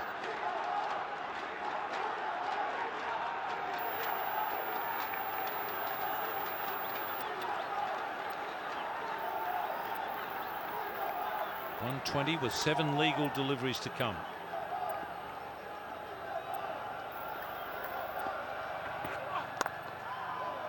Just be a single. So 121 for 6. Right, 6 deliveries to go. How many can they get? 121 for 6. Talk about 6 deliveries now being 6 events. Matthews will be on strike. There will be a change of bowling. Gull has finished 4 overs, no maidens, 1 for 29. Now it's the youngster, 17-year-old.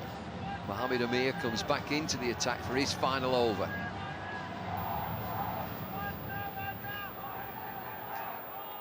Well, 130 they would want to get as a minimum. Anything over that, with 1 over to go, would be a nice bonus. Now, what about this, giving it to Mohammed Amir? Abdul Razak has bowled 3 overs, 3 for 20, so he's not going to finish up. The captain's given it to the 17-year-old left armour.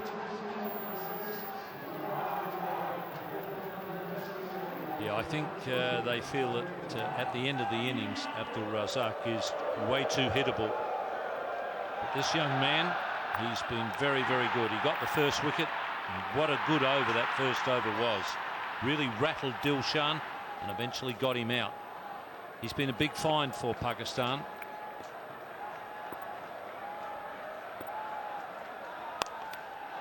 Matthews skies it. Mid-off coming in, cover going back, and it lands between them.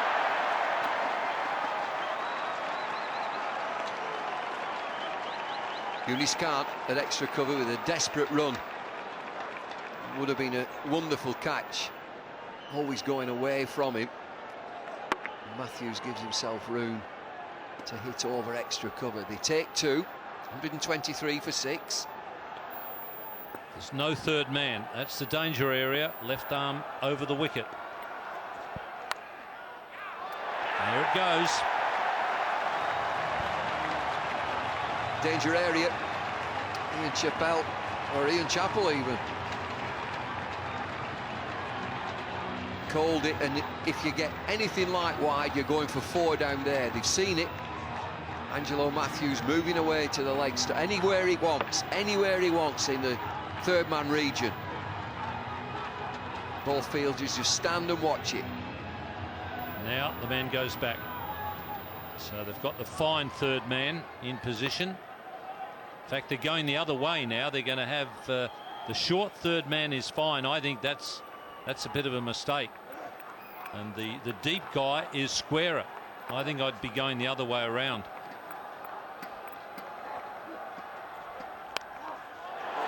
Oh, and he's played a good one. This young man is doing a terrific job for Sri Lanka. He's cleared the rope. Well, what a recovery.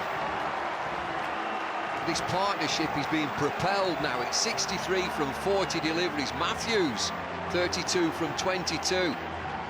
Now then, we've talked about 120, we've talked about 130, now it's 140. And boy, they'll be competitive with 140, Sri Lanka. And the skipper just having a word to the 17-year-old.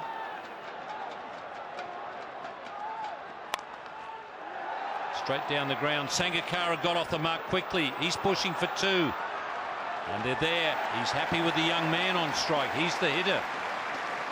Yeah, he's giving it to him. It's an excellent over for Sri Lanka. Just closing the innings. They've got 2 deliveries left. It could be the most effective over for Sri Lanka. 14 runs have come from it so far. 135 for 6.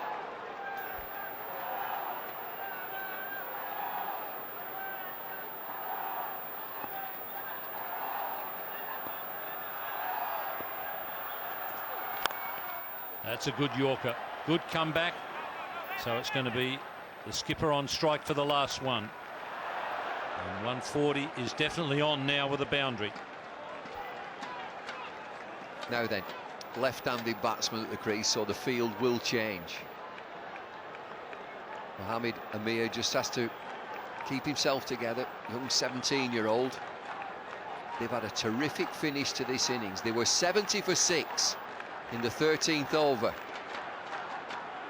Wonderful atmosphere in the ground. Sri Lanka are coming back at Pakistan here. There's no fine leg, there's no third man.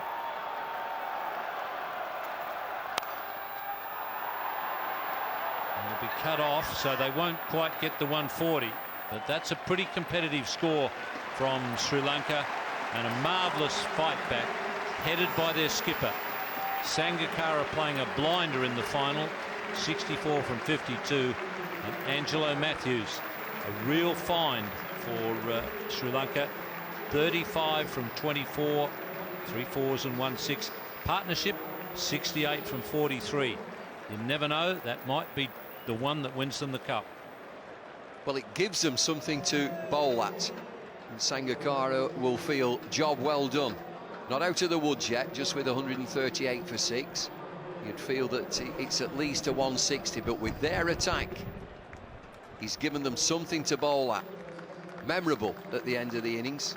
And Sangakkara with a captain's knock, 64 from 52. And Matthews has just enjoyed himself, 35 from 24. 14 4s and 2 6s in 138 for 6. So there we are. Horrible start for Sri Lanka, but Sangakkara 64 and Matthews 35 really finished off nicely. 138 from 6 for 6. Competitive score in 20 overs. Pakistan bowling figures. Young Mohamed Amir, 4 overs, 1 for 30. Abdul Razak hasn't finished. 3 overs, 3 for 20. Shahid Afridi turned the screw again, 1 for 20. Ajmal with no wickets, but only went for 28. 1 over only from Shoaib Malik, and main man Umar Gul finished things off with 4 overs, 1 for 29.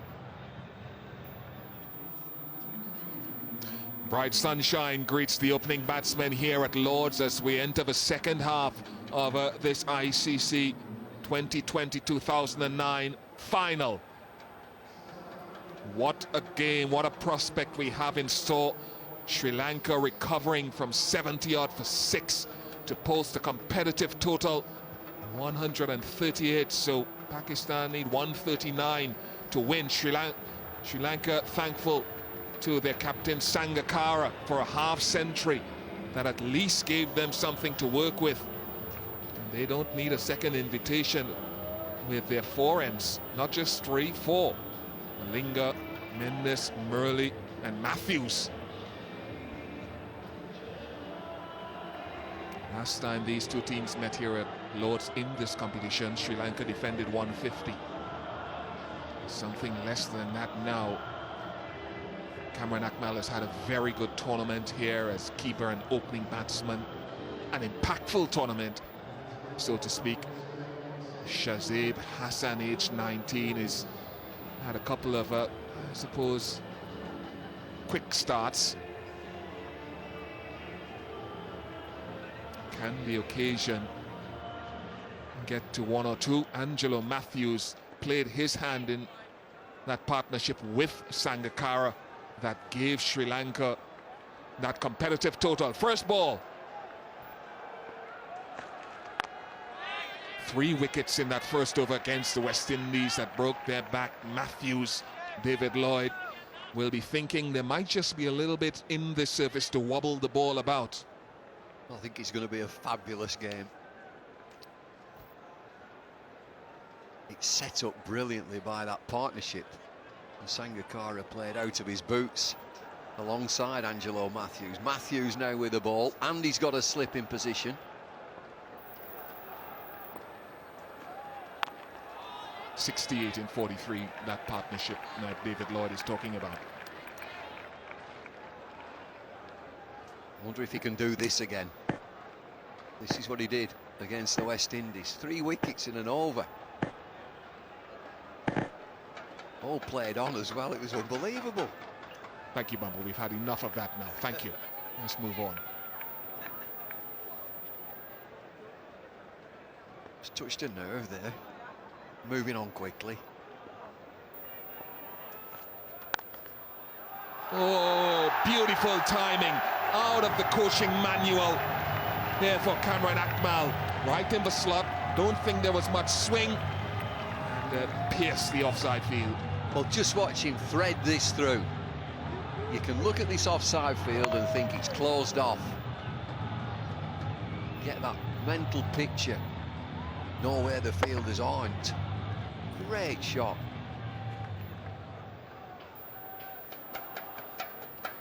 Short fine leg, deep backward square leg. And now he overcompensates, comes a little bit straighter. Matthews. That's punch for 2, and it probably has a lot to do with the start. If there are wickets in hand against Mendes and those guys in the middle, it makes it a little bit easier. Yeah, they'll be looking to put a squeeze on with a new ball. I think to counter that, the way that Akmal plays, he likes to play his shots and take advantage of fielding restrictions. Slippers come out, immediately slippers come out and reinforce that offside. 1, 2, 3, 4, 5 fielders on the offside now. Yeah, probably because there hasn't been any swing or seem to be seen yet.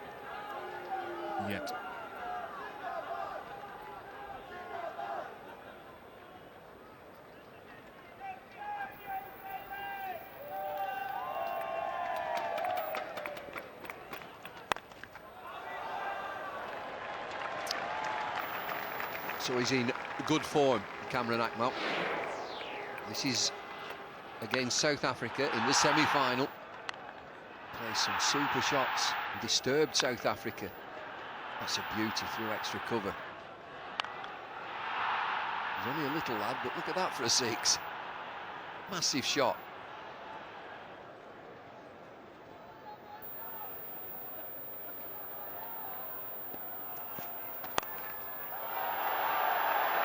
Square leg's after it. Square leg is coming across, and a good stop Everything needs to be pin perfect in the field here for Sri Lanka to defend this total 8 without loss.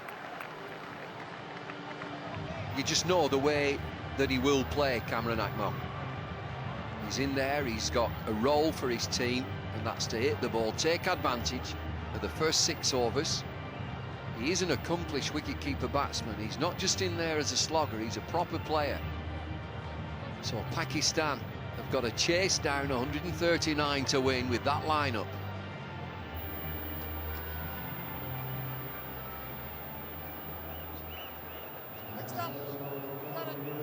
Most teams will try to stay ahead of the asking rate within those first 6 because of the restrictions. The asking rate at the start was 6.90. So not an impossible task, but with Sri Lanka's bowling, which includes Udana, it's a task that could be a tricky one if you're not careful. Lots of slow balls from Udana in the middle of the innings. Started with his seam-ups against the West Indies the other night, but look out for a slow ball again at some point. Well, Udana could be vulnerable here. When you look at his economy rate of 8.57, you would think that he might be a weak link in the attack. He's certainly got a job to do. Starts with a wide.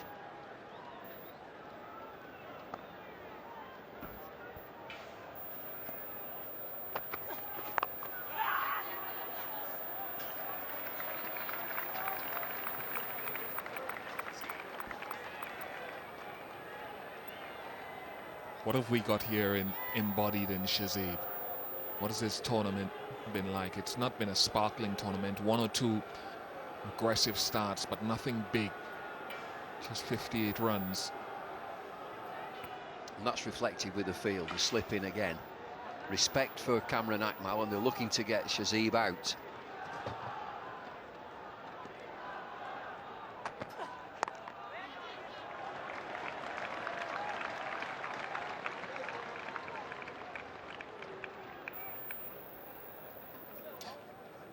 Yeah, he missed a couple of games in this tournament in the middle.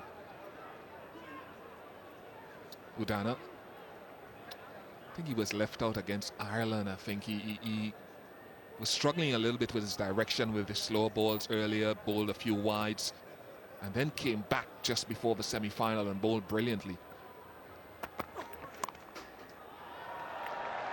He doesn't have the same pace as the youngster from Pakistan, Mohammad Amir. He operates round about 80 miles an hour, whereas Mohammad Amir gets up into the high 80s, and he bowled lots of short balls, particularly to get rid of Dilshan. Now, I don't think he's got that armoury here, but they're looking at the angle across the right-handed batsman because the slip is still in there. It will be Jayawardene at slip.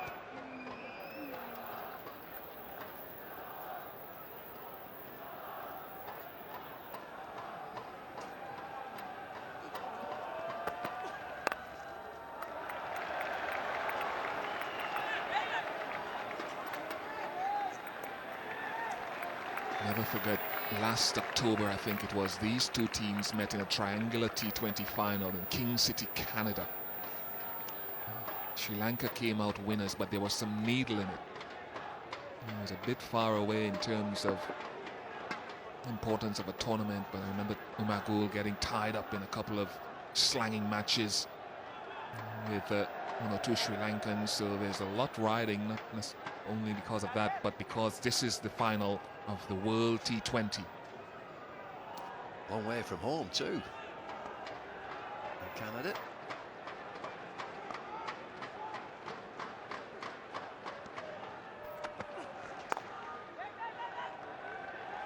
Yeah, there's no third man there, but he took the pace off it. The angle with the normal seam up, you'd think it's risky if it goes across him and gets the edge and gets down to third man, but he took the pace off it, so there was no pace to work with. I'm just looking where the 2 outfielders are. They're at deep mid-wicket and deep backward square leg. Down on the Taban side, down the hill. 1, 2, 3, 4, 5, 6 inside the circle on the offside.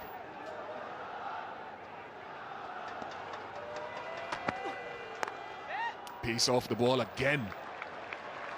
11 without loss after 2. Well, it finished up a good over there, just 3 runs coming from it. Pakistan need 128 from 101 deliveries. Required rate is 7.11.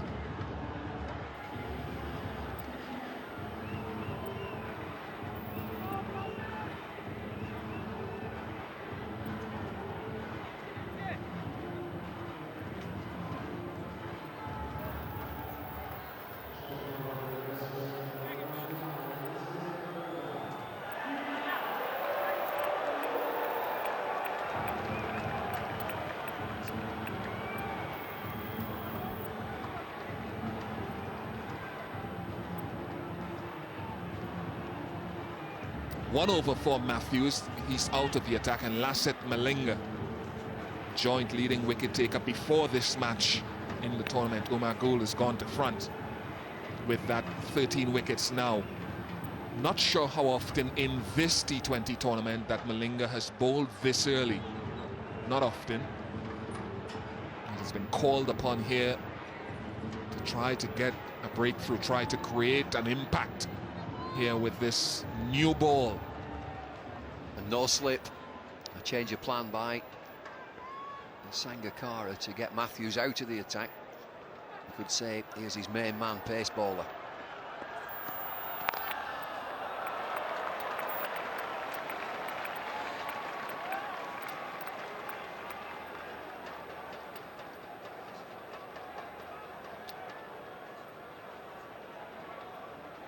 Hit the bat hard with that first delivery. I'm not sure what pace it was.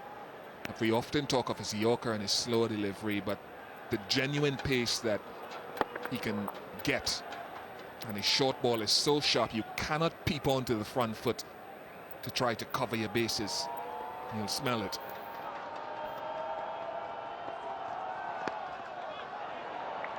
Well, he's so unusual.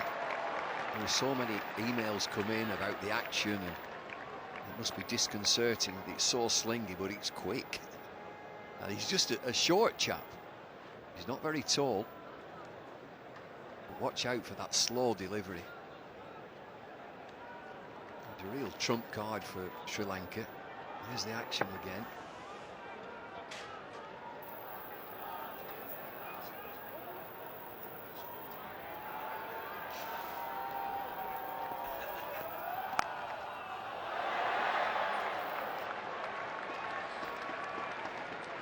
Excellent start to the over. 3 dot balls.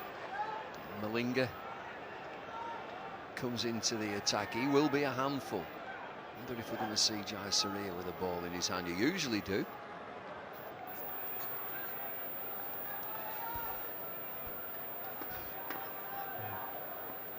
Set up beautifully this game. And Sri Lanka won the toss, looked to bat first because of their strength of their bowling. Good start here by Lassit Malinga. Slightly slower delivery, 76 miles per hour. Sangakkara won that toss, and he used that specially minted coin for the toss, and it's available on the website for auction, so you can log on to that website you're seeing at the bottom of your screen there and bid for it. Should make a handy token. All the proceeds, remember, from the auction will go to charity. That's a short delivery. That is why it's not easy to peep onto the front foot against this guy. Well, he's cranked it up now, 90 miles an hour. But check how straight this is. This is not a wasted delivery. Bangs it in. Look at it climb. Look to take the forearm.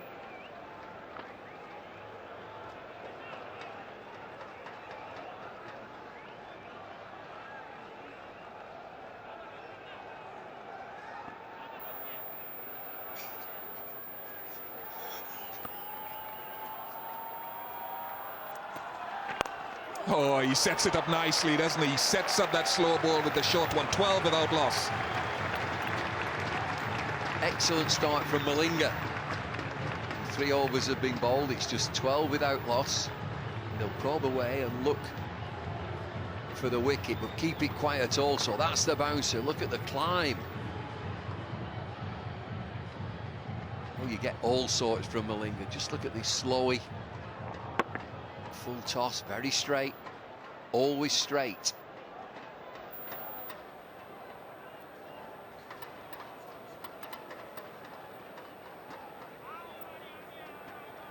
He wants a drink already after 1 over, Lassett. That's what I was talking about, why his bouncer has such an impact in setting up his slow delivery and his yorker. Reflect on that short delivery to Shazib. Shazib was actually peeping onto the front foot. Shazib is getting some treatment right now. There's a hold up in play because Shazib is getting some treatment on his hand because of this. Look at his upper body. He's peeping onto the front foot. That's a slower delivery. Because he's trying to sort of set himself at the short ball. He was peeping onto the front foot as well.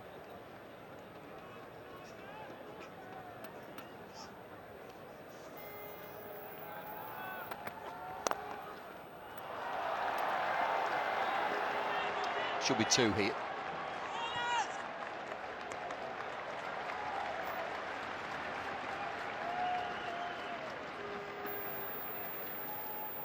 Sort of a slow ball, and look at Shazib here.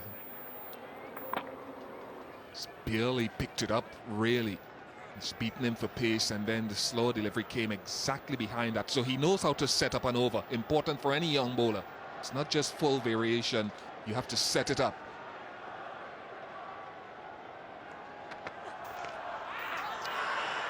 Well, it's a huge appeal, but I think he's outside the line. And the important thing for Cameron Akmal and for Pakistan is that there are no wickets down. Yes, Sri Lanka are just holding things together, and the required rate is moving up a touch. But no wickets down. Pakistan chasing 139, just take the heat out of the game.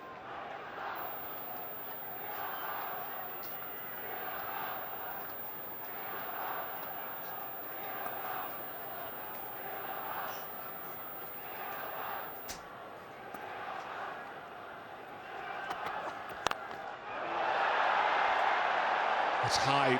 Shahid Afridi took a good one. Shahid Afridi took a good one earlier in the tournament.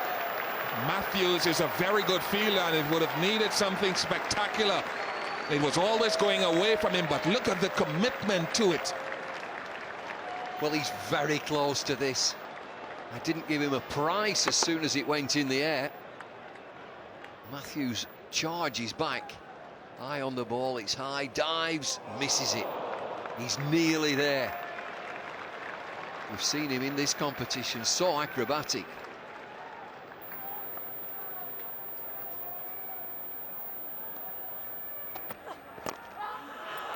There's no one at fine leg.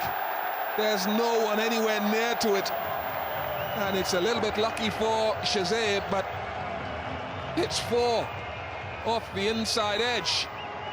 Well, security guards can throw this back. There isn't a fielder anywhere near. Murali is at deep square leg, squeezes this inside edge through his legs. Well, the groundsman, the security guys can throw that back. 9 from the over so far, 4 deliveries gone.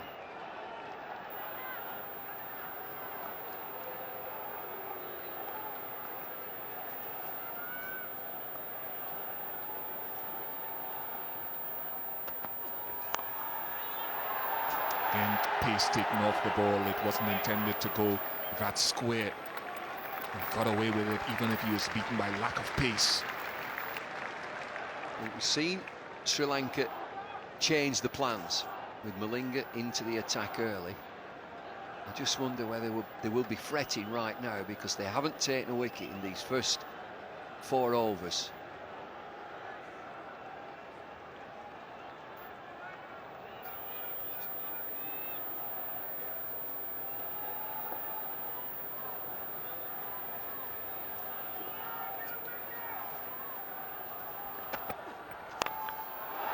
Nice lofted shot from Cameron Akmal. Is it a pitching wedge?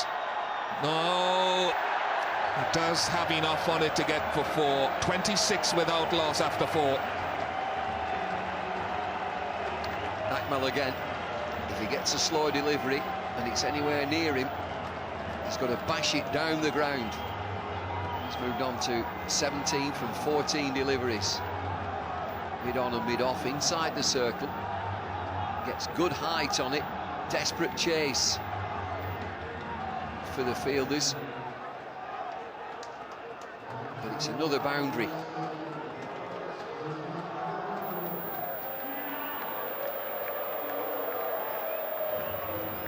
It's a good effort from Lassit Malinga.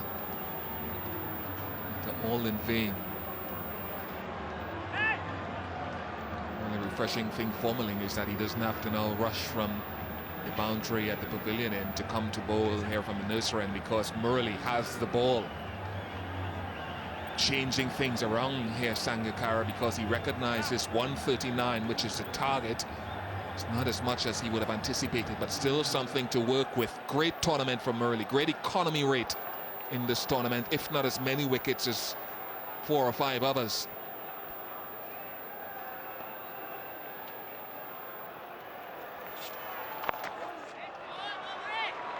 On inside the fielding restrictions, 4 overs have been bowled. He will bowl around the wicket. He's smiling now, but this will get serious. Once the stars are in, look at them.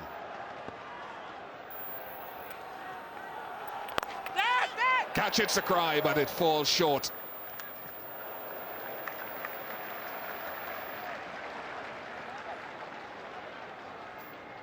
Expect a big spell here from Murali. Sangakkara's got him into the attack in the 5th over.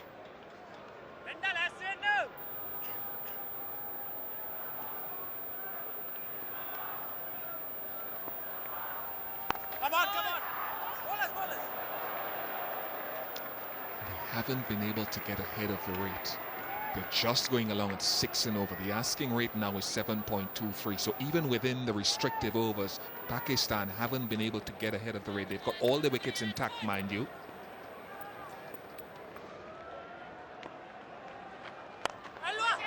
Goes for it. It was beginning to be a time of frustration for Shazib and Akmal. All relative, though. Gets away with it. Well, it's all about in the mind, you would say, in a final. The team batting second. The significant thing for me is that Pakistan have not lost a wicket.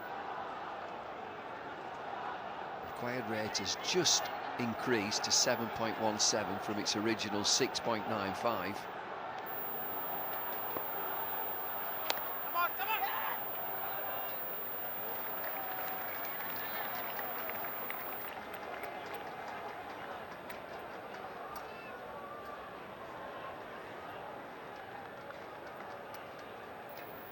Here he is, Ajanta.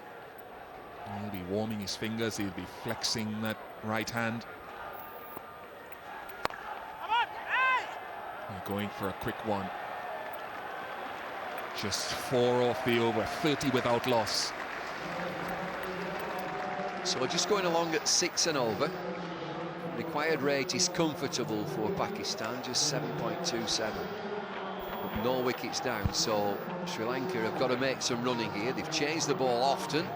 We've seen all the main bowlers except Mendes, and he looks like he's enjoying himself.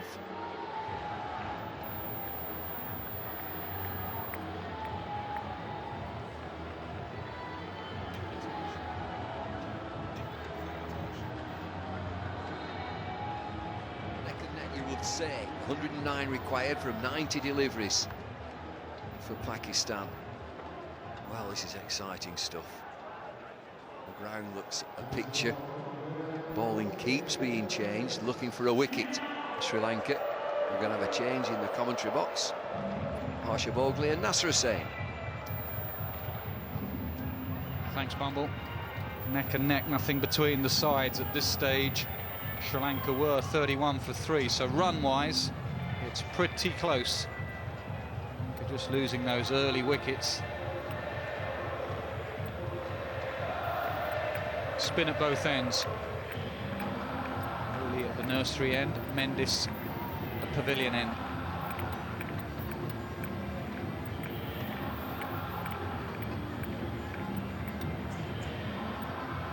Pakistan pick Mendis. They'd have seen a bit of him, Akmal in particular.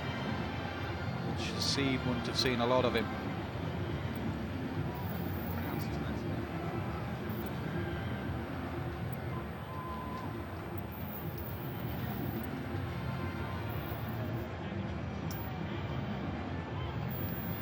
Mendis has predominantly bowled leg spinners, carom ball out the front of the index finger, the odd googly, and the odd off spinner.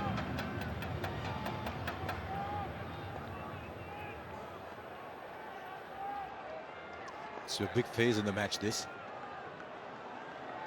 It's been quite the outstanding bowler of the tournament. Yeah, there have been quite a few good bowlers in this tournament. The aspect of the tournament that's pleased me more than anything else is that a format that started off being described as the graveyard of bowlers, and they said, like the dinosaurs, the bowlers will get extinct the more T20 we play. Well, they found their own way back. In fact, the two best bowling sides are playing the final. Yeah, the top 5 leading wicket takers in the tournament. There you go. All playing: Gul, Ajmal, Mendis, Malinga, Afridi. Think about having a slip in. Not for that shot. Have someone in the crowd. That's a big advantage of having someone like Kamran Akmal who's always looking for the big shot. Block around a little bit. 6 number 163. 77 meters, that's 6 into the stands at Lord's. This is just the kind of start that Pakistan wanted. When you're chasing 135, 140, especially if there's been a huge fight back from the side that batted first, you don't want to lose a couple of wickets and be pushed on the back foot. And that'll run away too, down the slope. Looking good for 2 at this stage. They've got the momentum, haven't they, Nasser?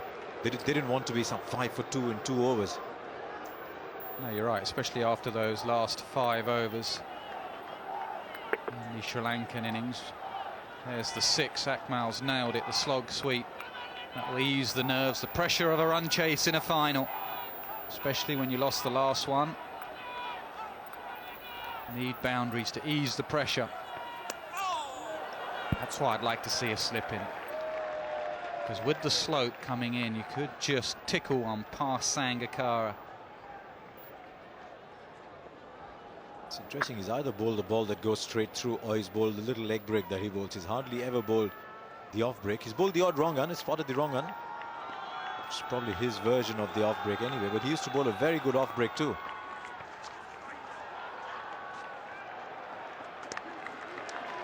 Not a bad over, that 9 came from it.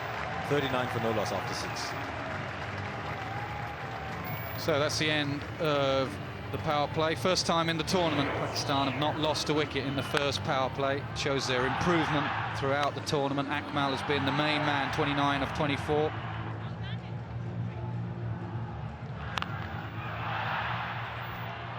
And what Shahzeb has done very well is not to play the rash shot. It came as no surprise that he got a couple of bouncers early on first. But Akmal is now in his groove.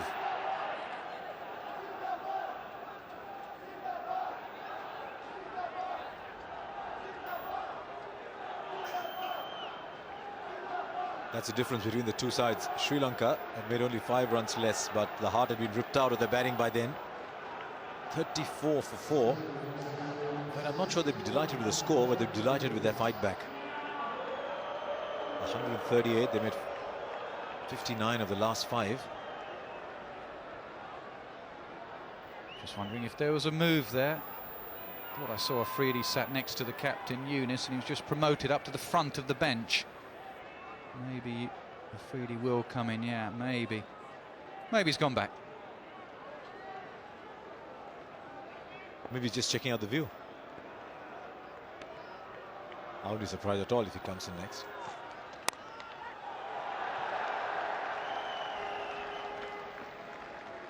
Angelo Matthews with his second over. He's an interesting player, this Matthews, because he's always in the thick of it all. He's either taking a great catch or he's provoking a debate on the rules of the game, or he's taking 3 wickets in his first over, or as he did today, slogging well in the end. Yeah, I said to Sangakkara at the toss, he's a good thinking cricketer. He's so aware. We could see that with his catch at Trent Bridge, or not the catch, the boundary he stopped. He has such awareness of the game around him. Some players just play the game and have no idea what's going on around him. But this lad seems to be aware, always trying to get involved in the game. A coach will say, if you're not doing something, get yourself involved, and Matthews does that.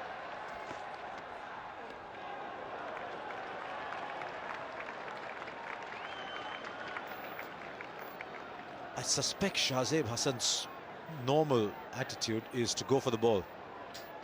But he's been out mishitting a few times in the last couple of games, so maybe he's just been told, listen, it's a small target, we can't afford to lose wickets early. But 9 from 13.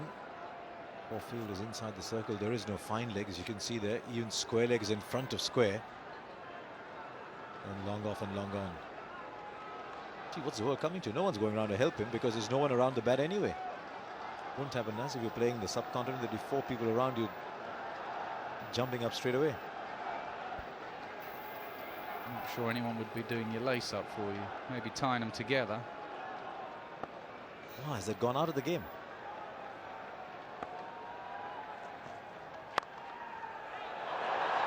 Oh, he won't mind that shot. Just a single puts Akmal back in strike.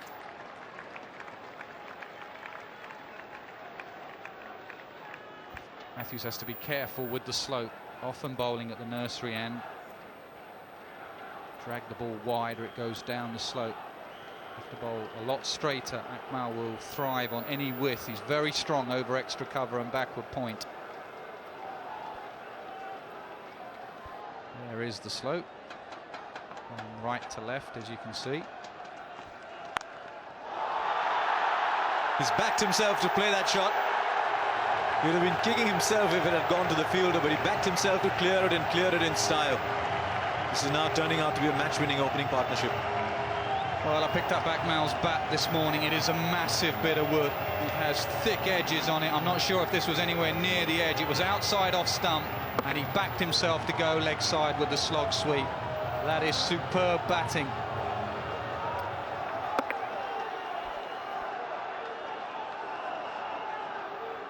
.36 from 26 balls now.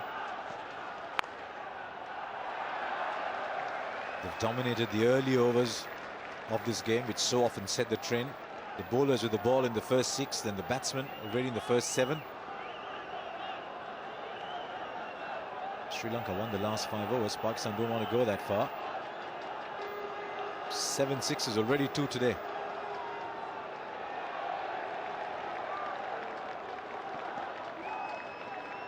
.11 dot balls out of 27.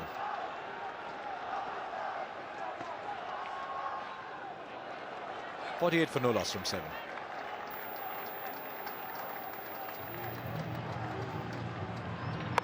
.75 metres at last 6. His biggest has been 77 today. Similar shots, the slog sweep. You look at that shot and you say that's a pretty decent size 6. Then you put in perspective the fact that Gale hit 105 meter 6. 5 at this ground would be in the top tier.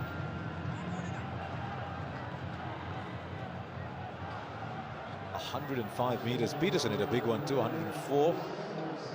It's a long 6 is 100 meters. If you ever tried running 100 meters, you know how long it is. 164 sixes in all. This is only the 27th game. This is interesting. You'd have thought that with 13 overs left, you need wickets in hand. You might want to sneak another one in from Mendes or Murali. Even one from Malinga, maybe. Obviously, he's backing Jayasuriya here. Maybe because he's a slightly harder bowler to slog sweep, which is the shot Akmal's been playing. Well, he's got the wicket. So obviously, Sangakkara's plan working. And Jayasuriya is delighted. And why wouldn't he be? They needed a wicket. And they've got the danger man, Kamran Akmal, for 37 from 28 balls. But he's provided Pakistan what they wanted, which was a very decent start. So 48 for 1, Akmal gone for 37.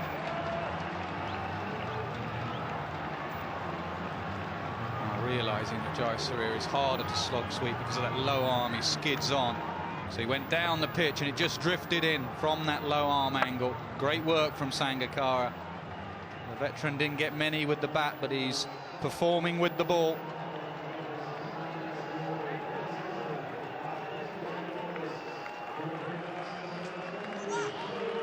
Point rate is still only 6.7, so it tells you what a fine job Kamran Akmal did. And Shahid Afridi comes out.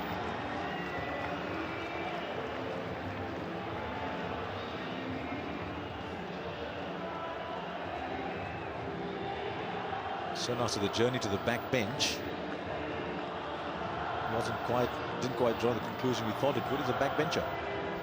Yeah, this is a good move from Pakistan. Half an hour of Afridi, game over, tournament over. Boom boom wins it for you. Still got the likes of Yunus Khan and Shoaib Malik, the experience down the order. What's the world coming to? Just a deft little flick for one. But here's a wicket again. You find he's come too far down and almost yorked himself. Also the drift. Tried to go leg side of it and it kept coming at him.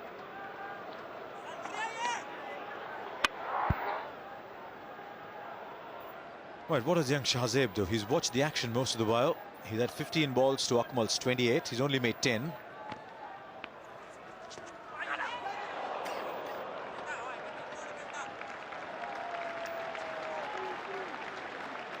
And he'll watch Afridi bat.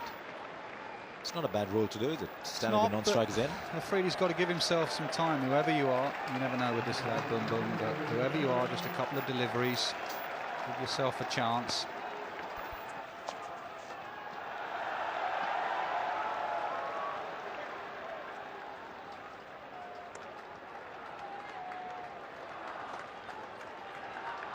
It's 88 from 74 balls. They can afford to play like this for a while. Afridi is telling him to hang in there.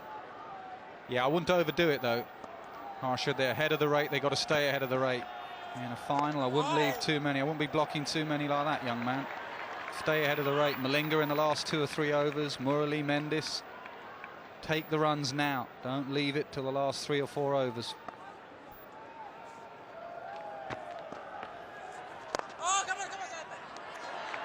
Three of the over, 51 for 1.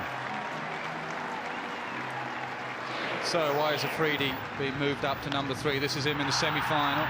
Started the tournament slowly with the bat. Really performed when it mattered. He is a big match player. He enjoys the pressure, thrives on it.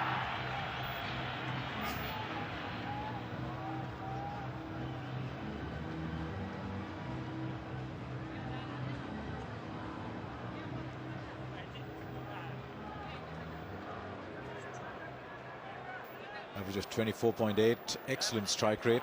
Clearly, Afridi asking Shahzeb to hang in there. This is a bit like telling him, do as I say, not do as I do. I enjoyed that moment. Now what's Afridi going to do himself? Mendes comes on.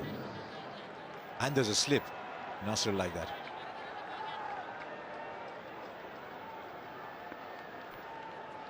Just wonder if it's there for the right batsman.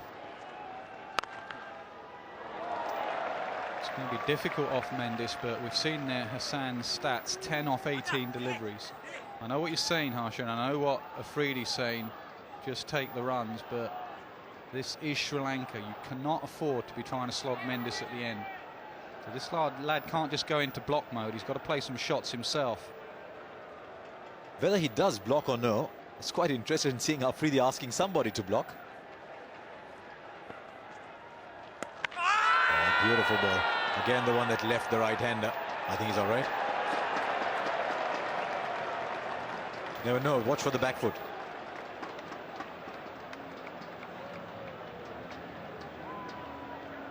Again, Hassan not picking Mendes.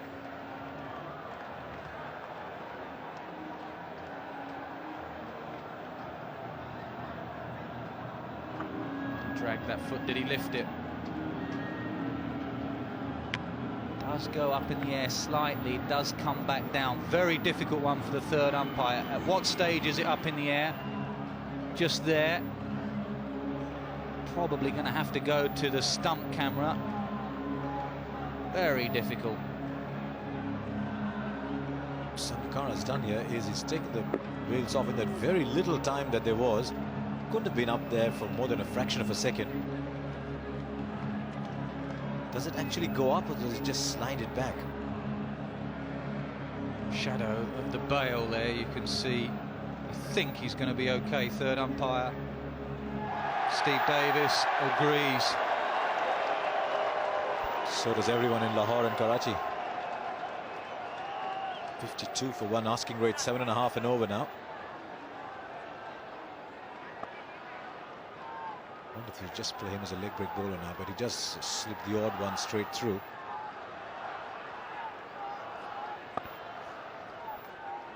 Three inside the circle on the offside, on the onside only shot fine leg.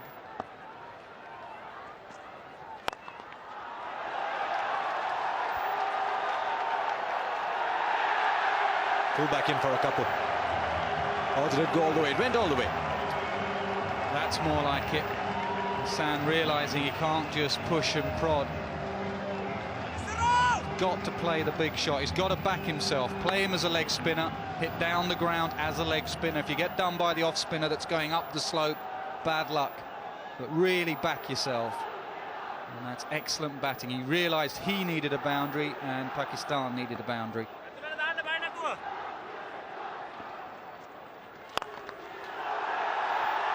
Well, he's gone for it again and beats the man at cover. Deep. Didn't have a huge amount to cover. He's hit it hard. I wonder if they just unlocked him. Very, very good. Back-to-back boundaries just when he needed them. Maybe now take the single on offer. You've released the pressure, gone with the spin, played him as a leg spinner. That's superb batting. 19-year-old. So no wonder he was under pressure early, but that will help. If you look back at this match and say I played a role, picked up 2 catches, the first 2 in the innings.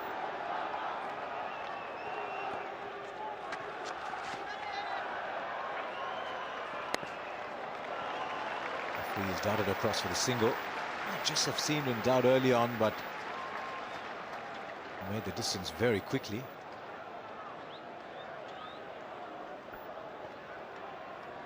Lots of batting to come here for Pakistan. They've got 3 fairly orthodox batsmen to follow in Malik, Afridi and Misbah. Then there's Abdul Razak, Fawad Alam. Lots of batting.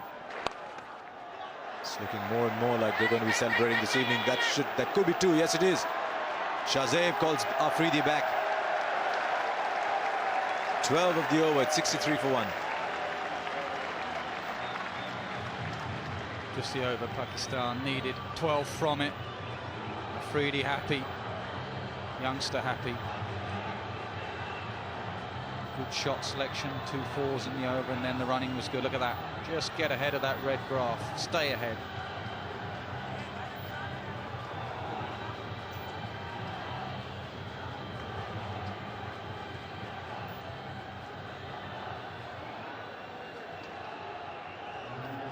Pakistan have played this very well here. Sometimes with Pakistan you wonder if they're playing against 2 opponents, playing against themselves and the opposition, but today they've been very calm. They've approached it beautifully. They haven't tried to win it in 10 overs. They realize that 20 overs is a lot of time when you're chasing 139. Now Murali 1 over for 4 before this.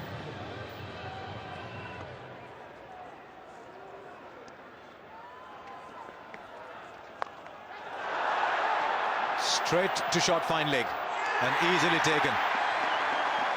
So Jayasuriya takes the catch once again. Murali to the rescue, and Shahzaib's ICC World T20 is over. 19 from 23. Simple catch right on the edge of the 30-yard circle. Pakistan lose a 2nd wicket, but he did all right, Shahzaib. 19 from 23.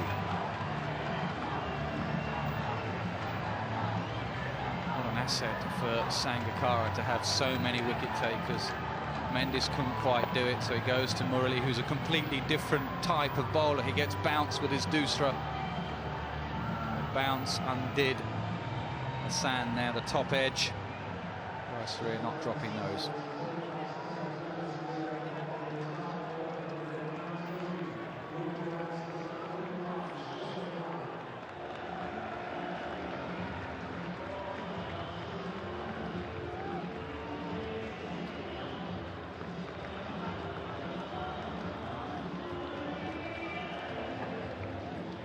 Next man in is Shoaib Malik. ICC strike rate 101.7. He won't exactly set the stands on fire, but he's a cool customer. And you've got Afridi at the other end. You really don't need to do anything stupid. What's Afridi going to do against Morley here? This could be a fantastic contest.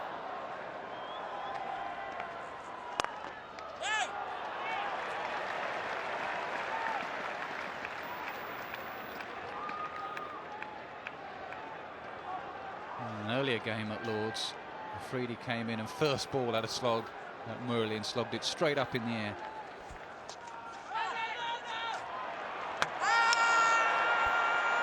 Now Jayasuriya and Sangakkara think there's something here. I don't think Simon Taffel's gone for the replay, but Jayasuriya was very worked up. Well, Afridi just dobbed his bat in. There's the wicket first. Top edge sweep. I wouldn't mind looking at that run out again because Afridi just put his bat in at the last second.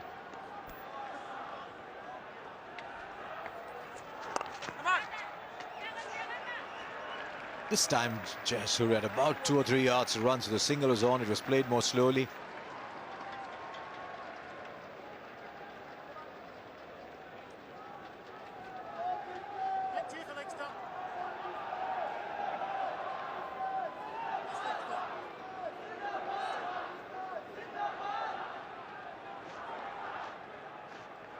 Let's have a look at that run out again. Jayasuriya, dead eye with the throw. Oh, he's way back.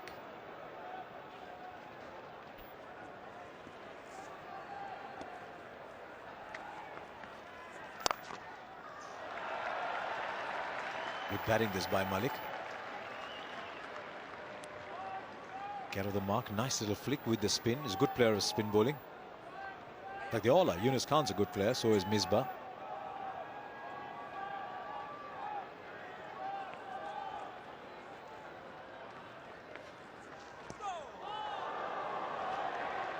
Always got something new to offer Murali. 65 for 2 from 10.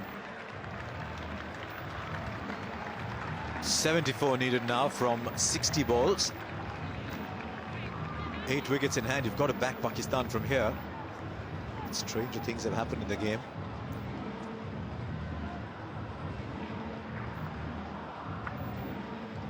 Needed to go Pakistan at 6.9 and over. 6.95. They're now going at 6.5, so they're just marginally under.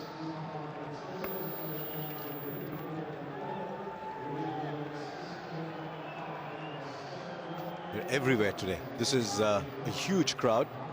Lord's provided a beautiful day today. In the commentary box now, Ian Chappell has moved in with Ranil Abhinaik. Thanks, Harsha. Well, nicely balanced this contest. And Sangakkara realising that he's got to get wickets. He brought Murali back last over. He got a wicket. Now he's called for Malinga. He's kept rotating the bowlers. There's only been one spell of 2 overs. Dana, and that was right at the start of the innings. So he has been swapping his bowlers around, looking to get wickets and probably find a combination.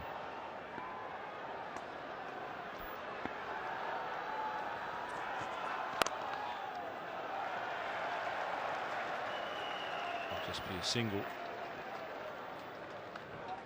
Yeah, Sangakkara knows that every time he gets a wicket, it'll push Pakistan back, and that's the way to go here. He's almost made 1 over changes over the last 7-8 overs. He's used Matthews for over, used Mendes, used Muralidharan. Now he's brought in Malinga. He's managed to pick up 2 Jayasuriya also, and he picked the first one.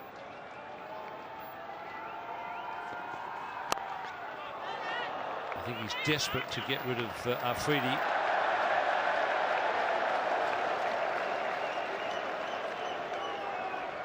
As he knows there's plenty of batting to come in the Pakistan lineup. Is it Malinga? Desperate effort there. What a well-taken single. Afridi and Malik. Afridi 7 of 9 and Malik 2 of 2.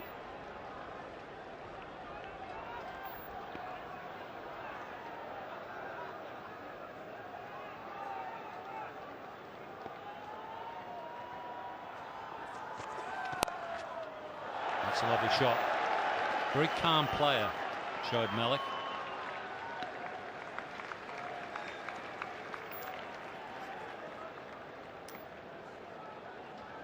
So Malik coming at number 4.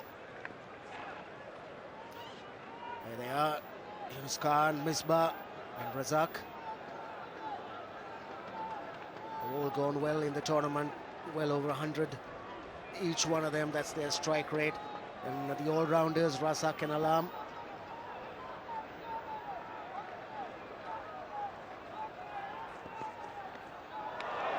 That's well bowled. Good bouncer. And seeing those batters to come, Chappelli, Misbah, top batsman at the last World Cup. Not much to do in this 2020 World Cup. Now they've got the skipper probably coming next. I'd be sending Yunus Khan in next, and he's also a very calm player. Nice to have the captain out there to just organise things and keep everyone calm. And then you've got Misbah, who's a very good finisher. Oh, that's beautiful bowling. Really good bowling. Yes, 2 good deliveries from Lasith Malinga. Every dot ball matters. 71 now, 55 deliveries. That followed him, came back on him. Had to keep going back and away to keep out of being hit. A nod of the head acknowledging it was a good one. Shahid Afridi being tested with the short delivery from Malinga.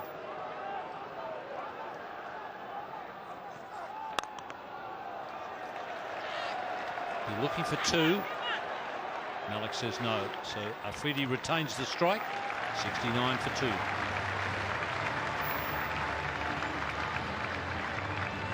Good over from Lasith Malinga. Just the 4 runs coming from it. He's got a good economy rate, Malinga. Just 2.50 in the 2 overs he's bowled.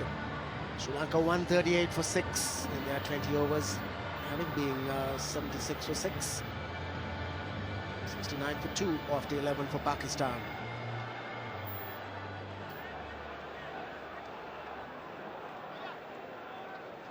.70 from 54 is the quest for Pakistan. Sri Lanka still needing a wicket or 2 here. That I think desperately need Afridi, because just a couple of big blows from Afridi could change things. Once again, Sangakkara not giving the batsman the opportunity to settle into facing one bowler. 1 over from Muralidharan. Out he goes. Jayasuriya comes in.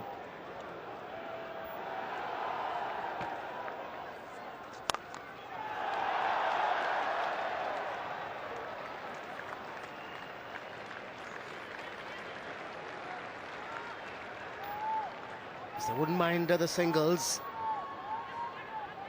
It's the big ones from Afridi that they've got to make sure they don't allow him to play. That's what gives him confidence. Also keeps the momentum going for him.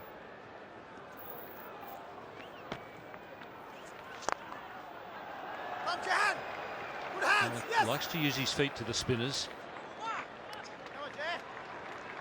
That's what he'll be looking to do. That's his job for a little while.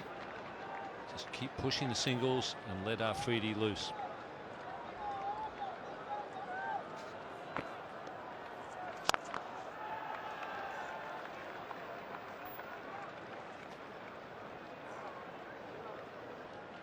This is Jayasuriya's ploy, just to fire it in on leg stump to the right-hander. Something that he used to do very well in the past. The batsman rushed, trying to york him even. It again on around leg stump, just giving that single down to long on.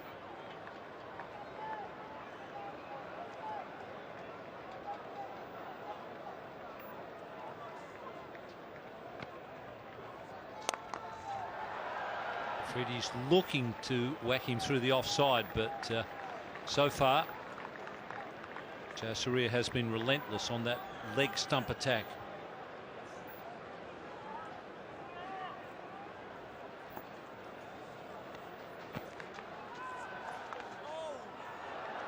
6 singles off that over. It's 75 for 2.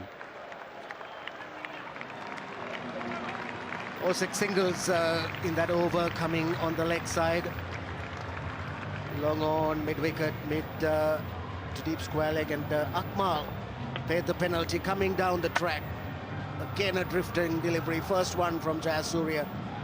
That's what he wants the batsman to do with those angle deliveries. Try and hit it on, hit the leg stump, beat the batsman down leg side.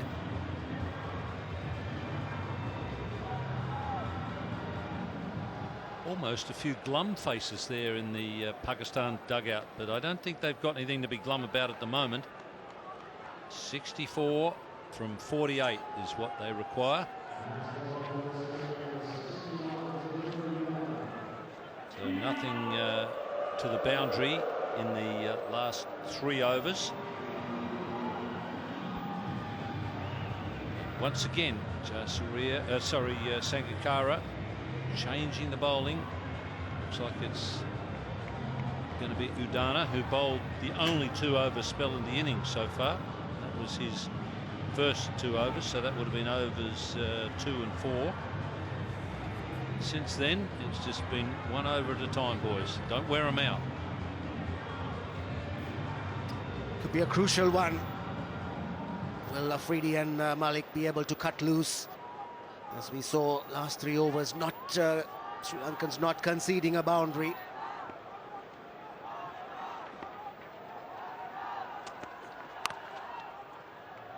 Malik quite content to get the singles.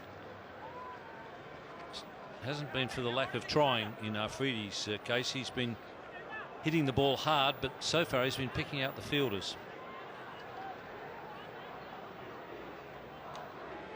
Sangakkara taking his time with the field, making sure all the fielders are in the right positions. Now he's got a deep mid-wicket on the leg side. He's got a deep backward square leg also, and one down at long on, so plenty of protection on the leg side.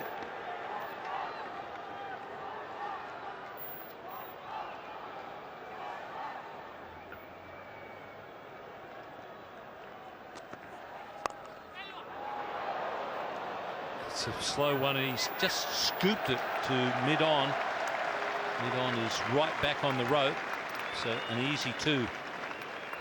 You'd say normally that no third man is a bit of a danger for a left arm over the wicket bowler, but Udana bowls so many slower deliveries like that one that he's going to be, well, you're not going to be hitting him to third man with any pace if you edge it or play a little late cut. There's also no fine leg.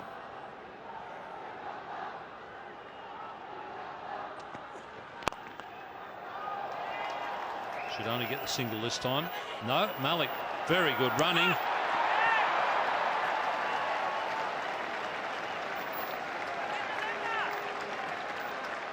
As they pushed long on to get the second, did well. That's something that the Sri Lankans can ill afford at this time. Once again, a slower delivery. Afridi scoops it out. Shoaib Malik, watch him, how quickly he turns. That's where he was able to get across quickly, because the quick turn. Yeah, but that's that ridiculous law. The batsman was, he was 4 yards out of his crease when the ball was delivered. Whoever changed that law should be shot, because what you're doing is allowing the non-striker to cheat.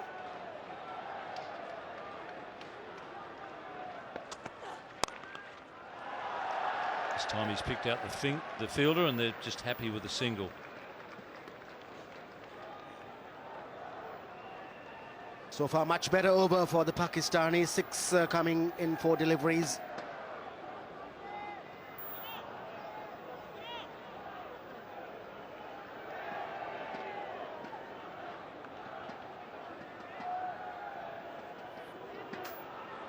So change in the field now. Third man goes back, and Muralidharan comes in from mid-wicket, out on the boundary to inside the circle.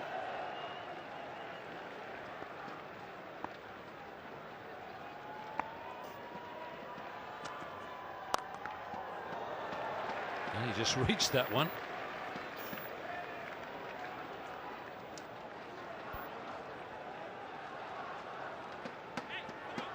number of slower deliveries from Udana in the over. That's his mode of operation. One delivery left in this one so far. 7 runs coming off it. And Pakistan's target now 57 from 43. 8 wickets standing, so the game drifting in their favour at this stage. So wickets that the Sri Lankans need right now. Picked 2 fairly quickly through Jayasuriya and Muralidharan.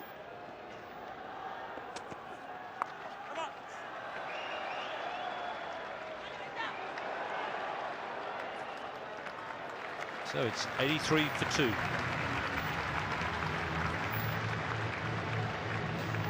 Eight runs came off that Udana over. Pakistan will be satisfied if they can go at that pace each over.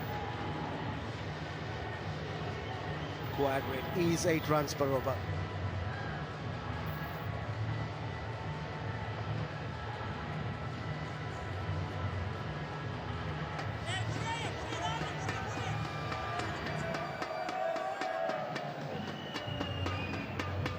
Well, Pakistan going along comfortably at this stage, mainly because they've got plenty of wickets in hand. You can see Sri Lanka were in trouble losing wickets. In fact, it was the end part of their innings where they didn't lose any wickets and they gained a bit of momentum.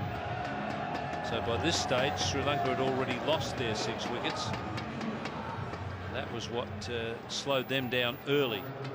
Sri Lanka need to do the same thing. Murali back on now at the pavilion end.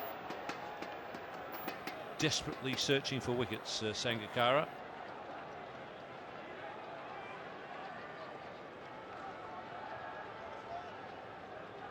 He's starting the 14th over, and so far in terms of boundaries the Sri Lankans have done pretty well. Afridi, he's got hold of one. Yes, and as I spoke, boundary is the 6th boundary in the innings. 2 sixes also, 3 sixes in fact. It's definitely eased the pressure for Pakistan. A boundary in the first delivery.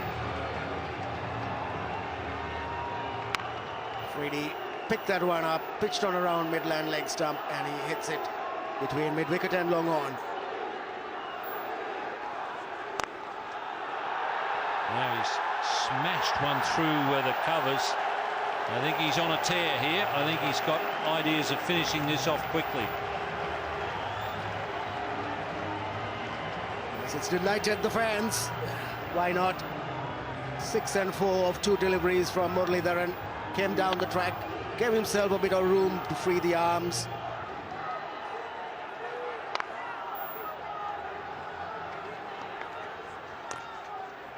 No, he's staying calm. This is the new Afridi with the bat in his hand.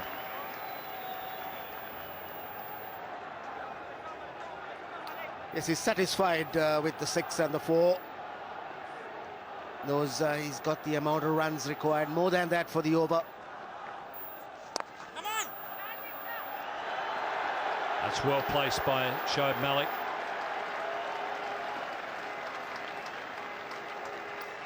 Two taken comfortably.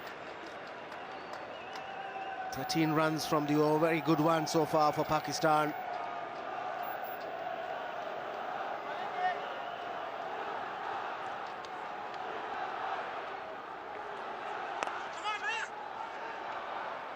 So they've narrowed that gap now, 43 from 37. Things well and truly in Pakistan's favour now.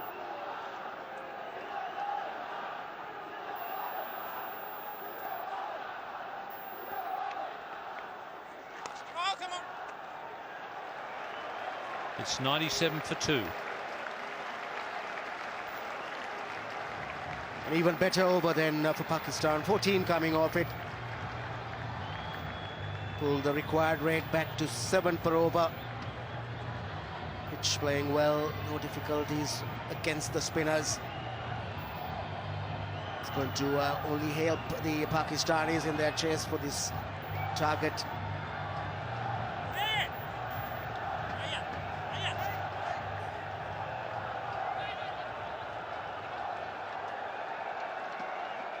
Pakistan need 42 from 36. No one would begrudge them this victory. They were in the final in the first tournament in Johannesburg. Just fell short in that final against India. So they've made their second consecutive final. This time, at the moment, you'd have to say it looks as though they're going to go one better. It's going to be Mendes back into the attack. Last throw of the dice here for Sri Lanka. They need a couple of wickets in this over.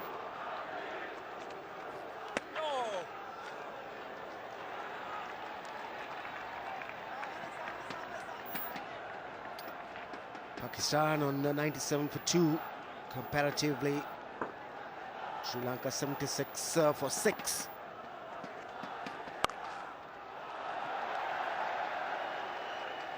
Shoaib Malik has played his part in this partnership. 35 from 31. He's only scored 12, but he's constantly given the strike to Afridi.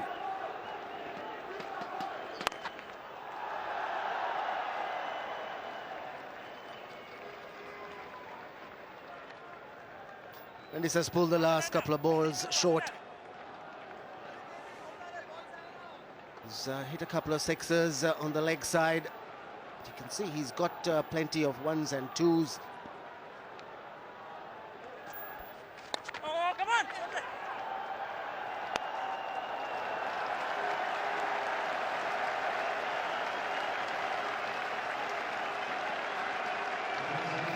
So brings up the 100 for Pakistan in the 15th over. They probably sense that they're getting closer and closer to that target. 32 required from 39.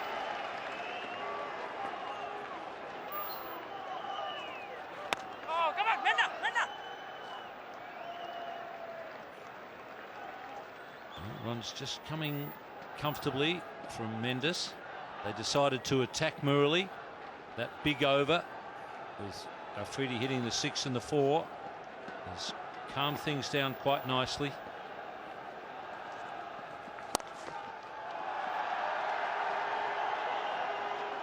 That's well fielded. Can't stop them getting back for the second. It's 103 for 2.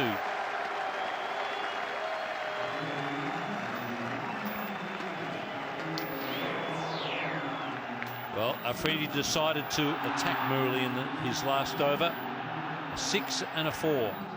Just when Pakistan needed a bit of acceleration, he did it. He's batting with much more thought all of a sudden, Afridi, and he's looking dangerous.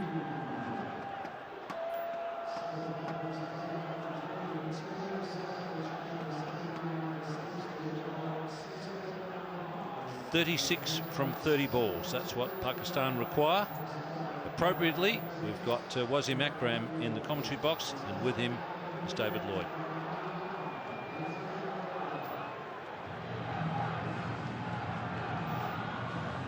Looking strong, Pakistan. 36 required from 30. Required rate is 7.2, but only 2 wickets down. Afridi has been exceptional again. Big player, big game. Partnership is 40 from 35. What happens now? Malinga comes back into the attack. Sangakkara needs to break this partnership. Just get a new player in. This has been a tremendous performance by the Pakistan side. Very clinical. They came out to bowl. They had a plan. And they stick to their plan in their batting as well. They have 8 wickets in hand, and they need 36 runs in 5 overs, sorry. Afridi's on strike. He prowls the crease. He waits for Malinga. 1, 2, 3, 4 fielders inside the circle. It's a defensive field, this, from Sri Lanka. Need to break this partnership. Now then, Malinga, what has he got?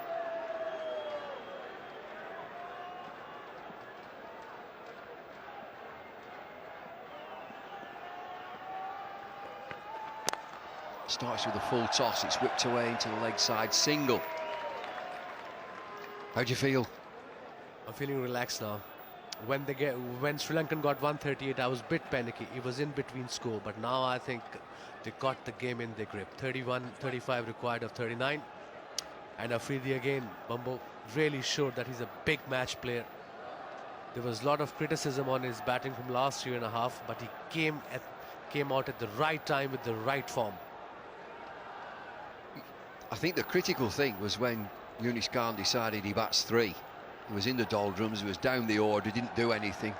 I said he was swinging like a rusty gate, but since he's got in at 3, he's looked fine.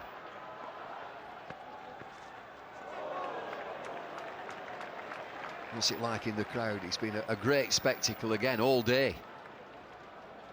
Nothing better than Lord's on a beautiful day and a full house. Well, they've gone quiet. They've not been quiet for too long. And you look around all the posh boxes as well.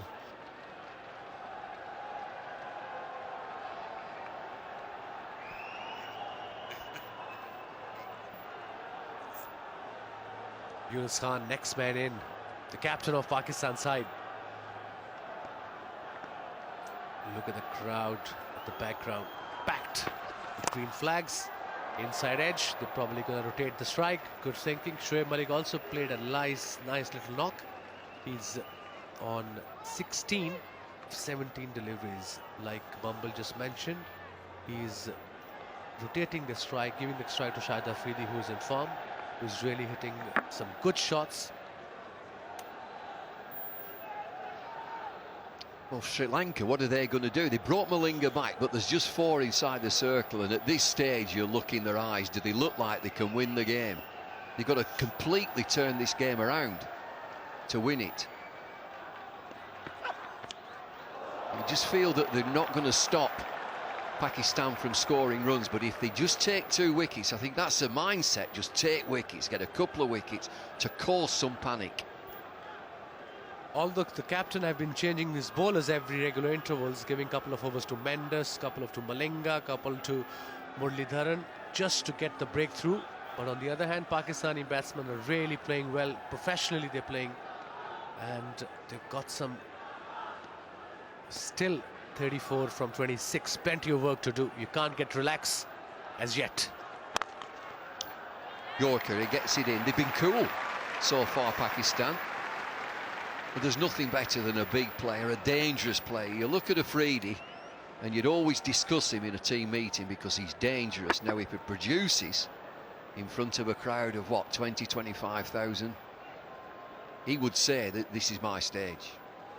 Don't like playing at grounds when there's not many there, but when there's a few on, this is me. I mean, he has really worked hard in last 2 years on his bowling, but I think his concentration and confidence was gone in his batting. But after the semi-final innings, everything came back. And how? Went straight to the field at mid-on. It could be close, but a misfield by Matthews at mid-wicket. 16 overs gone, 106 for 2. So 4 overs to go. Pakistan are closing this down. 33 required from 24. Only 3 runs from that over. But Sri Lanka have got to have something in the locker. They've got to be desperate out there, and there's a team meeting going on. The think tank, Murali will be in there, Sangakkara, of course. Now then, who else is in there? Ex-captain Jayawardene, Jayasuriya, Sangakkara, Murali, Mendes, they're all coming into this meeting. It's desperate times, is this? Pakistan lead 33 from 24. Required rate is crept up, it's 8.25. No mistakes now, Pakistan. It's going to be Mendes. Matthews has got a couple left. Udana 1. You'd feel it's going to be with Murali has got 1 over to go. Mendes has got 1 over to go. It could be tight. It's 8.25 runs per over. They need a big over here, Sri Lanka, just to push this rate back again. They do need a big over here. They don't want to take that game to the last over when they need about 12 to 14 runs to win. That could be pressure on Pakistan side. They need 8 to 9 runs the last over with 6 wickets in hand would be perfect. Mendes to continue. He's into his 4th over. He's given away 27 runs, 9 and over. Just be a single into the leg side. You just wonder, when a batting side, Pakistan, have done so much whether you start looking at the board and thinking nearly there, and then one or two gremlins might just come in. You can't make too many mistakes at 8.35 runs per over.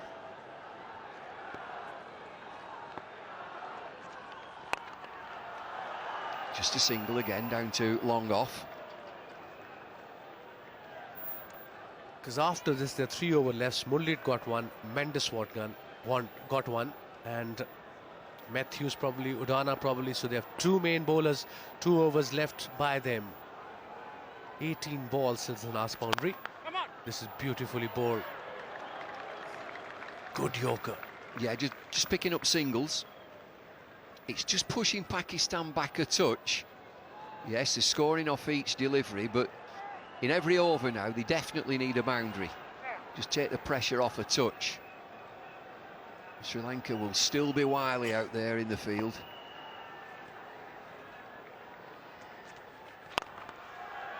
Good use of the feet. They're not scared of Mendes at all. They're coming down the pitch. We talk about Mendes as a mystery bowler, but Pakistan, they're quite happy. They've got clear minds. Coming down the pitch and pushing these singles. 4 singles so far.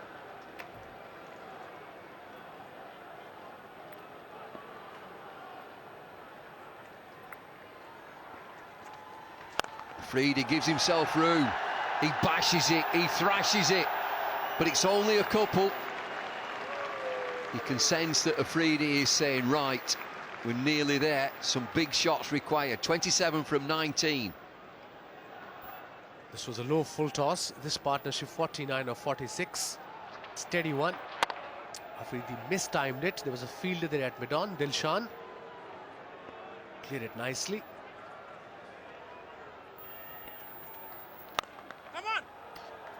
Into the offside, it's just a single. Not a bad over for Sri Lanka. It's 113 for 2. That required rate has increased again. It's 8.67. It's a 50 partnership, but in 47 deliveries. And Pakistan are inching towards this target. They still need 26 from 3 overs. And you would say Pakistan, with that man at the crease, Afridi, 1 big over seals it. But Sri Lanka, if they bowl a good over, 3 runs coming from it, they're banging this game.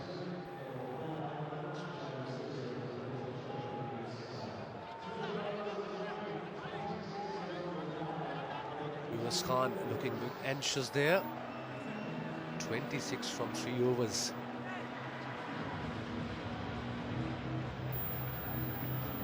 Both teams are still in this. You'd say that Pakistan are favourites, but just beware Sri Lanka. They're pushing this rate up. It's 8.67. If they can just get a new batsman in and a couple of dot balls, things could change. Onlookers, they can't see. They can't watch this. There's Sachin. Good day at the cricket.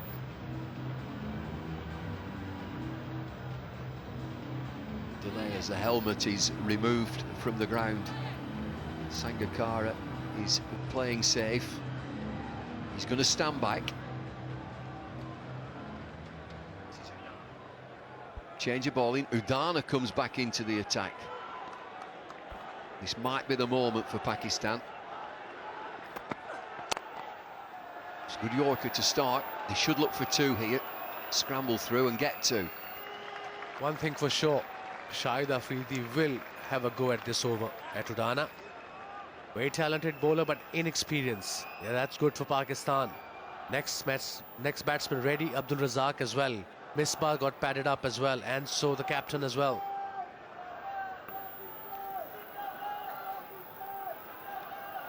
You just feel that Pakistan might be thinking, this is the moment. Udana into the attack. This is his last over. Swung away into the leg side. He doesn't connect, it's still a single. 23 from 16.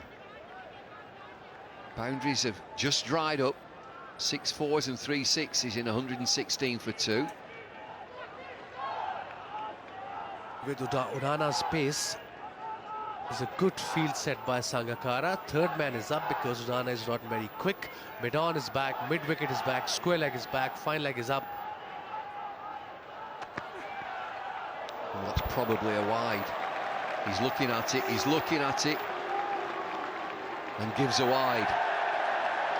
Agony. Slow delivery, 63 miles an hour, but he gets it wrong and so wide of off stump. 22 required now from 16 deliveries.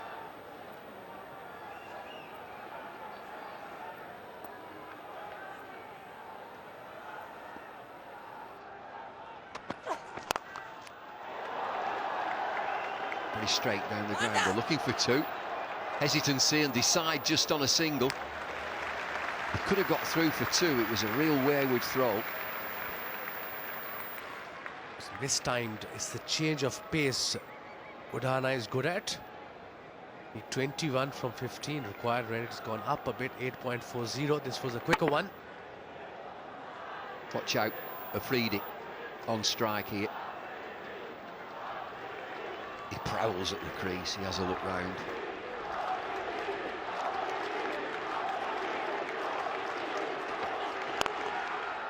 Picks his bat up high, but it's a good delivery as he gets a single. They come back for two.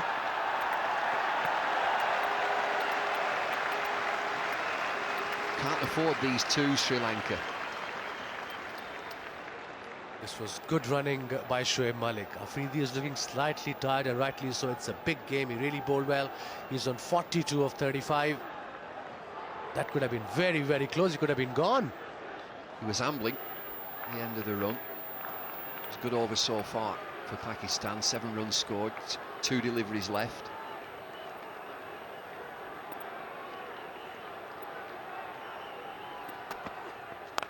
Oh, boom, boom. Boom, boom. Down the Finchley Road somewhere. Huge shot. It's coming home. Pakistan need 13 from 13. I think he sealed it here, Shahid Afridi. That was a great shot. Picked up a slow delivery early on and went with the flow towards mid-wicket region. Literally out of the ground. The minute he hit it, he knew. It's a massive shot by Shahid Afridi. 48 from 36 deliveries, Afridi. Big game, big player. Andy gets another go here. There's another delivery. We talked about seize the moment against Udana. He's gone for 13. Oh, full toss. It might be a no ball, but it's 4. Steered away to fine leg. 50 for Afridi. He's moved on to 52. It's a no ball over waist height. 9 to win Pakistan.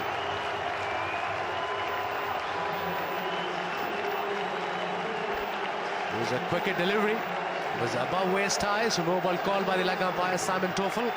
Shahid Afridi played it brilliantly towards fine leg. There was no fine leg there. He's in the 52 of 37 deliveries with 2 4s and 2 massive 6s.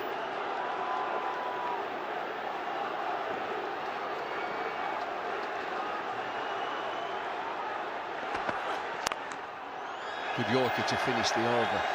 He wants 1. Afridi says that will do. Single. Terrific over for Pakistan. 132 for 2. And 7 to win Pakistan. Was he nearly there? Nearly there. 2 overs to go. 7 required. It'll be a great moment back home in Pakistan. Look at the crowd. They've gone crazy. Pakistan performed so well in this tournament. They peaked at the right time under the leadership of Yunus Khan.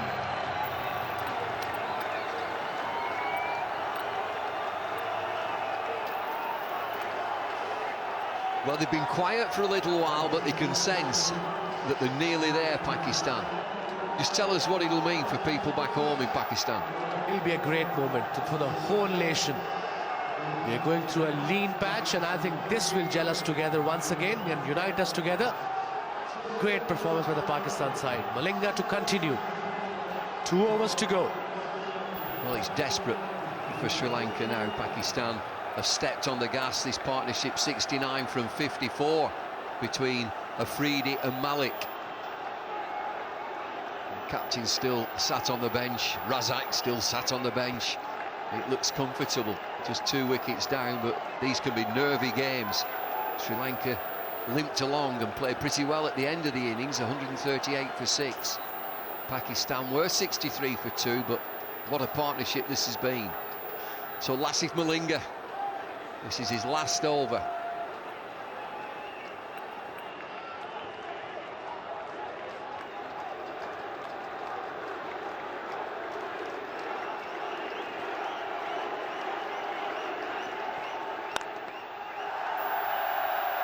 Clear play from Afridi. You just sense that he thinks job done. 1 hit now, just 1 hit wins the game.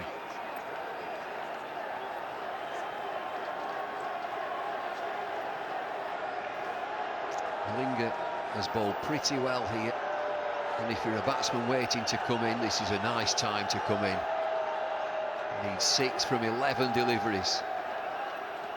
What have you got, Lasith Malinga? Is there a twist?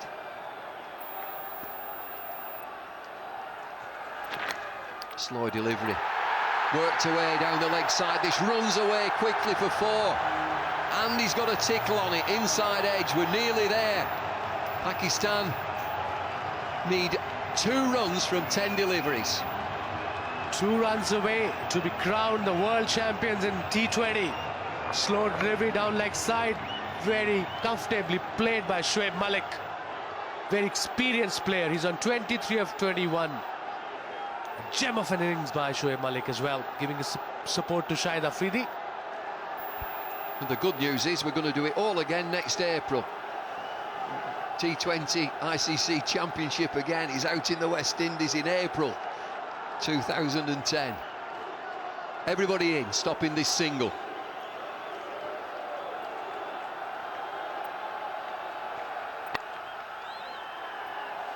Get through for a single, scores a level. And Pakistan will have some great support here at the ground. I'll look into the outer and see the sea of green. Green flags and green tops and shirts. There'll be some dancing in the streets tonight. There will be dancing in England and in Pakistan especially. Everybody must be glued to their televisions tonight. 1 away from the big one. Afridi fittingly hits the winning run. Shahid Afridi, big man, big game. It's a leg by, who cares? 139 for 2, and Pakistan invade the pitch.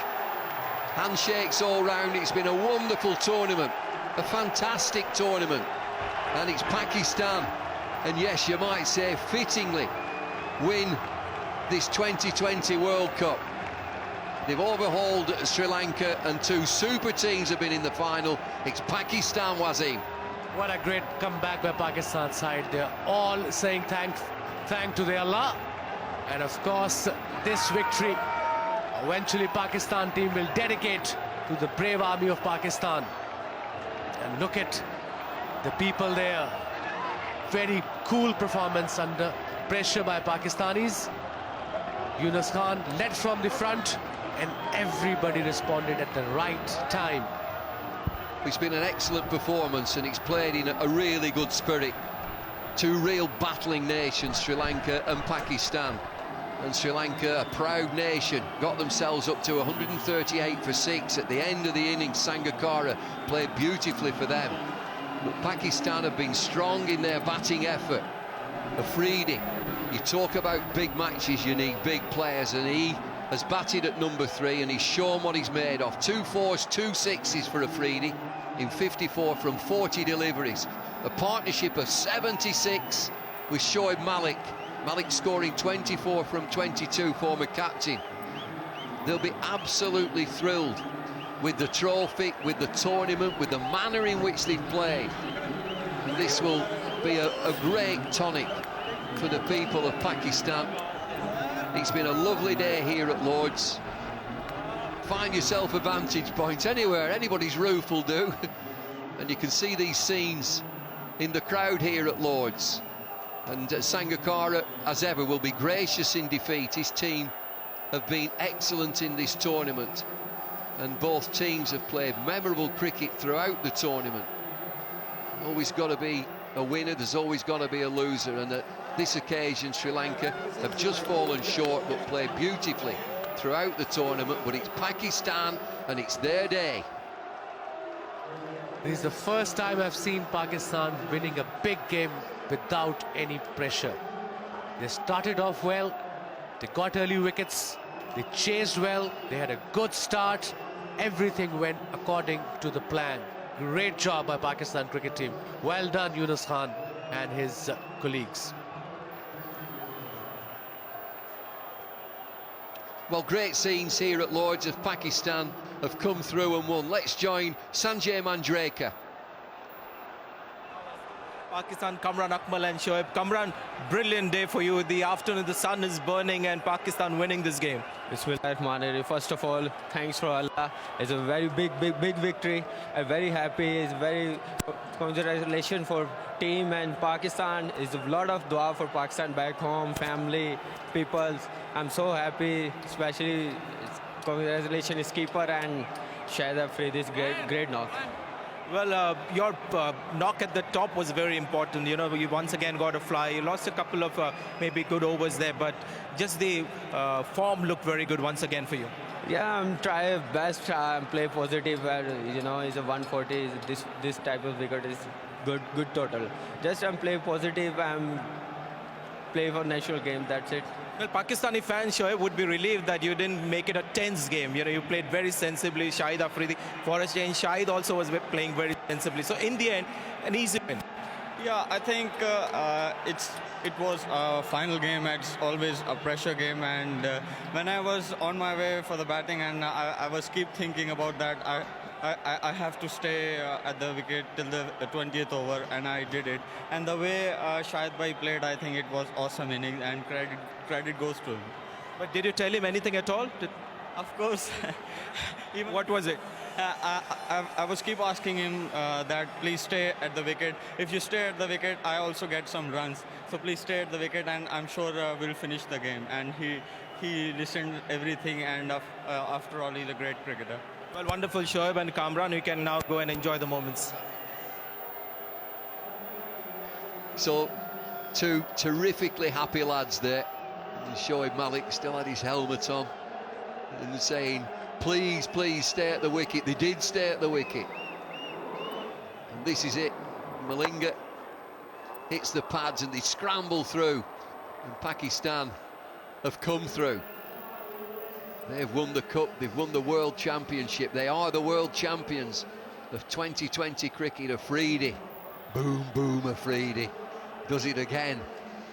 It's great to see the young lads in interview there, and Kamran Akmal was thrilled at the success of the team. Well, it's a sprint to the finish, isn't it? Look at the young lads, the lads who haven't played in the game, charging through. Afridi will be the man. Umar Golu's bowled beautifully in this tournament, leading wicket taker. They've all played the part. It's been a very good team effort as this. Wasim, you must be very, very proud. I'm really proud. Such a young side led by a young leader, and of course Shahid Afridi, the most experienced player in Pakistan side, showed that class is forever. Kamran Akmal stump Sangakkara, bowled Jayasuriya 37, Shahzeb Hassan bowled Muralidharan 19, Shahid Afridi 54 of 40, Shoaib Malik 24 of 22, a very sensible knock by him. Sri Lanka bowling figures. Angelo Matthews 2 overs none for 17. Udana went for a few, 4 overs for 44. Malinga was mean and miserly but didn't pick up any wickets. Murali had the 1 wicket. Sanat Jayasuriya had the other. No wickets for Mendes. So here we are at the final of the World 2020. It's Pakistan that have won. Sri Lanka 138 for 6. Sangakkara outstanding with 64 not out, and Angelo Matthews with 35 not out. But in reply, Pakistan 139 for 2. A memorable innings from Shahid Afridi and great support from Shoaib Malik. Pakistan have won by 8 wickets.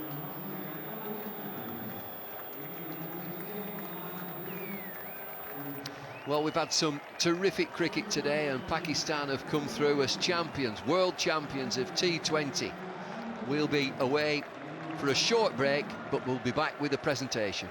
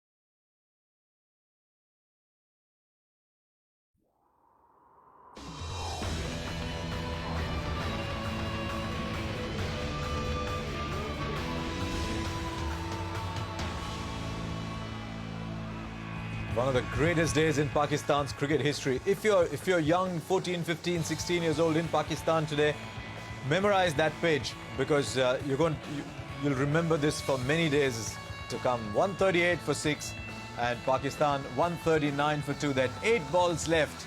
Right, let's go down to the presentation then. Nasser Hussain is waiting for us down there.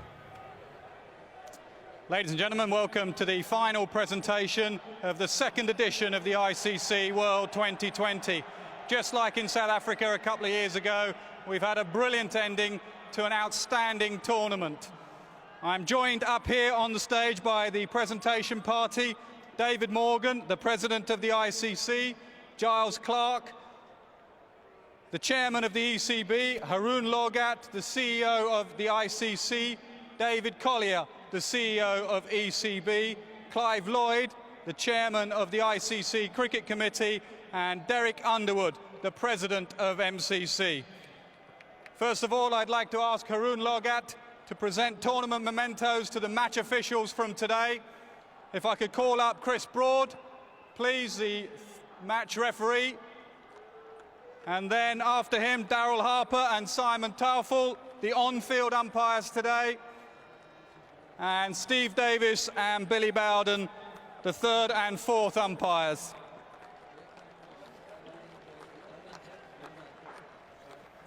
Congratulations to the umpires for all the hard work they did. The decision-making was excellent throughout the tournament.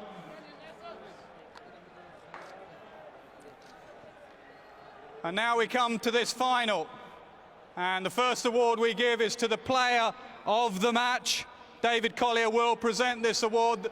There were a lot of good performances today, but yet again for Pakistan, like in the semi-final, the standout performer with 4 overs, 1 for 20 and 54 not out, Boom Boom Afridi.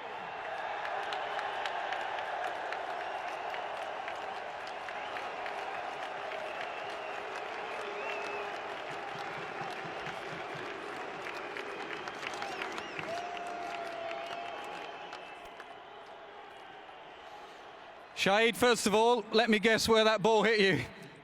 First of all, I want to thank mighty Allah, the greatest of all. And without my Allah, I don't think I'm available for this inning. And I want to give congratulations to all of my Pakistan nation and all my Pakistan cricket team. The ankle okay? Yeah, ankle is much better now. I think I don't feel anything after this victory. Now, semi-final, big match, final, huge match, and you've delivered. That says something about your character. Yeah, I think Yunus Khan, he really gave me a good confidence. I just told him that I want to bat at number 3 or send me up in the order. And he said, okay, if you are confident, just go and play your game. Don't worry about any single thing, just go. What has brought the turnaround in your batting? Is it just simple as moving you up the order because you started the tournament slowly, but we're watching you whack them now? No, I think the guys, they really motivate themselves, and I think Yunus and Akib Javed, especially Intibai, they really support the guys and tell them that we have this only chance, just go and enjoy your cricket. And 2020 is all about enjoyment, entertainment. If you're good in the field, so you perform well. And I guess the great thing about being an all-rounder, you've got 2 strings to your bow. The bowling has been excellent throughout. Yeah, thanks God, from last 2.5, 3 years I bowled really well, but I was struggling with my batting. But Yunus really gave me a good confidence, and he just said, you don't worry about any single thing, just go and enjoy your cricket, that's it. Make it simple for me.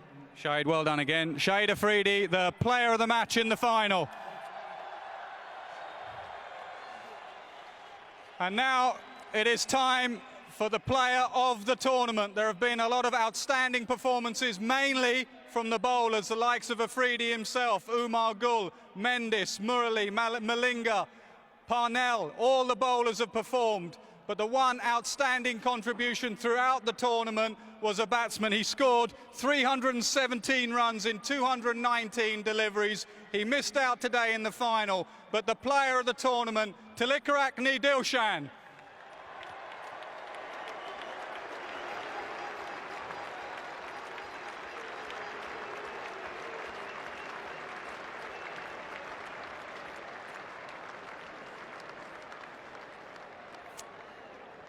Dilshan, bad luck today, but it's been an outstanding tournament for you throughout. Yeah, I played a good cricket last 3 weeks, but unfortunately didn't click today. Yeah, they played really good cricket. It's by bowling department and batting department. They played really good cricket. They bounced you early on today. Did that surprise you? Yeah, not really, but I'm normally playing well, full shot, but I'm never expect first over. But shot selection is a little bit wrong in the first over. I think that went wrong. How much has the move up the order to open helped your game? I think it helped a lot. Last 6-7 months, I scored a lot of runs for my country and my team. That huge difference for my career. Tell us about this shot now. Are we calling it the Dilshan from now onwards? Where have you learnt it?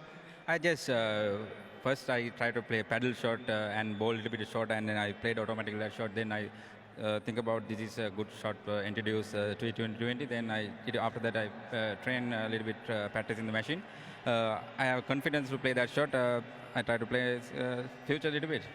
How much help has it been to have someone like Sanath Jayasuriya at the other end opening the innings with you? Yes, great to having with Sanath, the partner there, and he's amazing opening. Very good. He had a great one-day player, he's an experienced player. I have a really good feeling with batting with Sanath in the top order. Many congratulations. Bad luck today, but an outstanding tournament. Thank you very much. Tilakrakni Dilshan, the player of the tournament. It's now time to come up to these the final here today. If I could ask the Sri Lankan team to come up in alphabetical order, please. First of all, Indika Desaram, followed by Sanath Jayasuriya, Mahela Jayawardena, Nuwan Kulasekara, Fawaz Maroof, Angelo Matthews, Ajantha Mendis, Tilan Mirando, Jihan Mubarak, Mataya Mullaratharan, Lasith Malinga, Chamara Silva, Tilakarakni Dilshan, and Izuru Udana. And last but by no means least, if I could ask the captain Kumar Sangakkara to come up.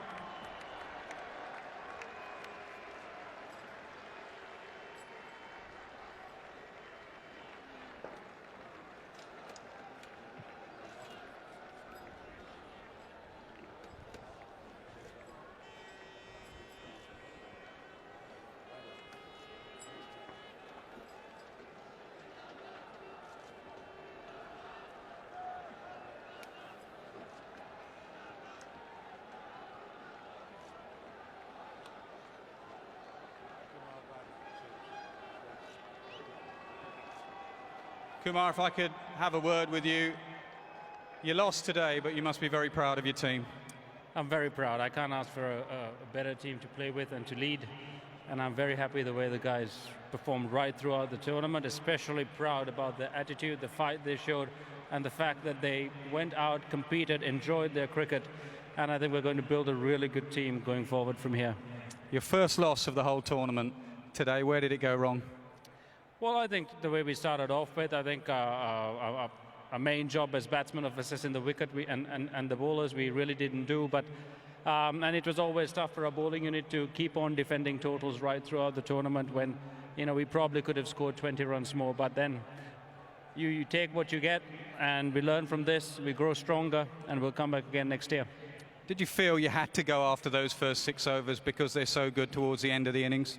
Not really. I think the way we bat and the depth of our batting, we can handle their bowlers at any time of the innings. It was just a case of getting in, batting long, building partnerships, and making sure we had batsmen at the end. And your bowlers didn't let you down. They kept fighting right till the end. Yeah, I think that's the best bowling unit in the world at the moment. And hopefully we can get stronger, get better, learn from what we've done here. And we've got a lot more cricket coming up, especially against Pakistan again when we go back. So we'll really look forward to more cricket and toughen ourselves up both mentally and physically. Well, it's a lesson to us all. How does a small island like Sri Lanka produce such unorthodox yet great cricketers? Well, yeah, it keeps happening year after year. I think it's just that during the formative years, you know, they slip through the cracks of formal coaching. They play a lot of tennis ball cricket, they play a lot of street and beach cricket, and I think they develop something that's unique and it's their own. And luckily, we've had a lot of talent search coaches who've gone around, looked at these guys, brought them into the team, and really allowed them to blossom in their own lines, making sure that they have a good technical base, but making sure they flourish with their uniqueness intact. Kumar, you're a credit to the game. Congratulations in this tournament. You're rightly to be very proud of your team. Thank you very much, and to all the supporters in Sri Lanka. මයිතන්නේ ලංකාවේ එංගලන්තේ ඉන්න ශ්‍රී ලංකාවේ කට්ටිය සියලු දෙනාටම අපි කණ්ඩායමක් හැටියට හුඟක් ස්තුති වෙනවා. ඔයගොල්ලන් අපිට දක්වපු සහයෝගයයි අපිට දක්වපු මම හිතන්නේ ඔක්කොලාම එකතු වෙලා අපි පස්සේ හිටියා අපිට ඒක දැනෙනවා. බොහොම ස්තුතියි. Thank you, Kumar. Well done to Sri Lanka. They have been a joy to watch throughout this tournament. Superb cricket. Now it comes to the winning team. If I could ask them to come up in alphabetical order, please. Listen to that cheer. Shahid Afridi. Saeed Ajmal. Cameron Akmal. Fawad Alam.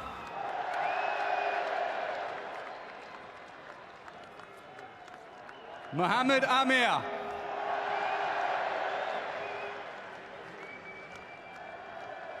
Rao Iftika Anjum.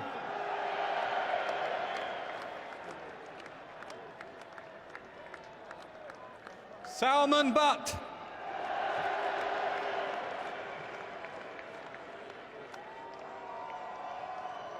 Misbah ul Haq.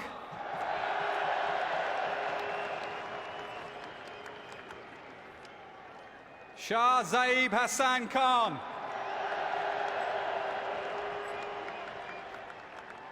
Shoaib Malik.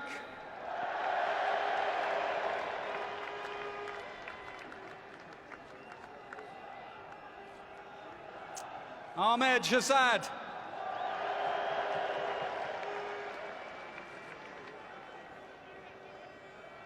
Sohail Tanvir.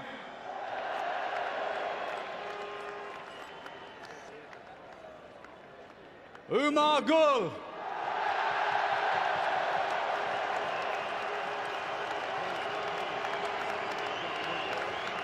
Abdul Razak.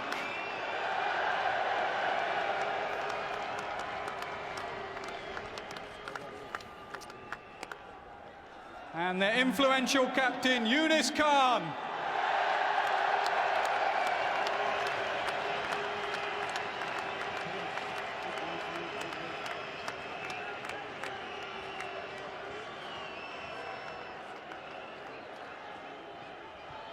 Yunis, what a turnaround from you and your team from the start of the tournament to now. Incredible.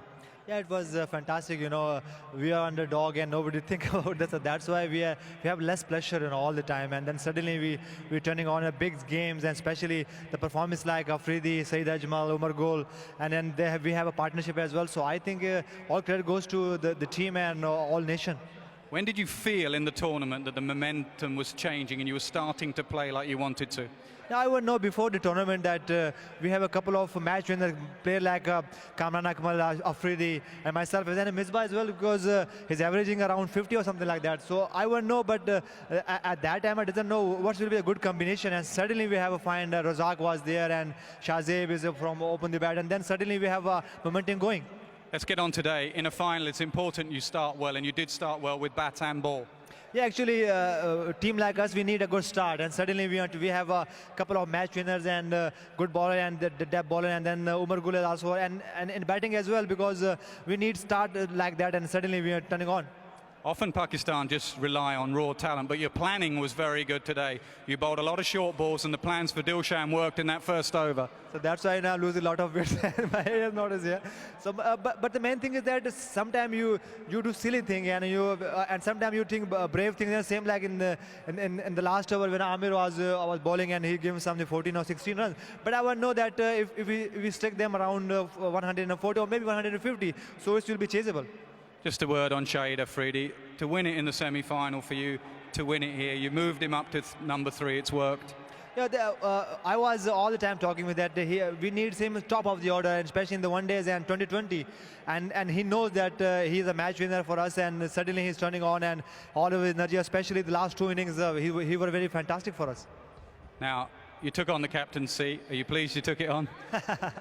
Actually, at that time, you know, every single people from Pakistan, whenever I'm go on the street and I just traveling anywhere, they're asking me, please took the captaincy. So, and then I doesn't think that I'm a good captain, but sometimes I'm very brave. So I think the captain should be brave.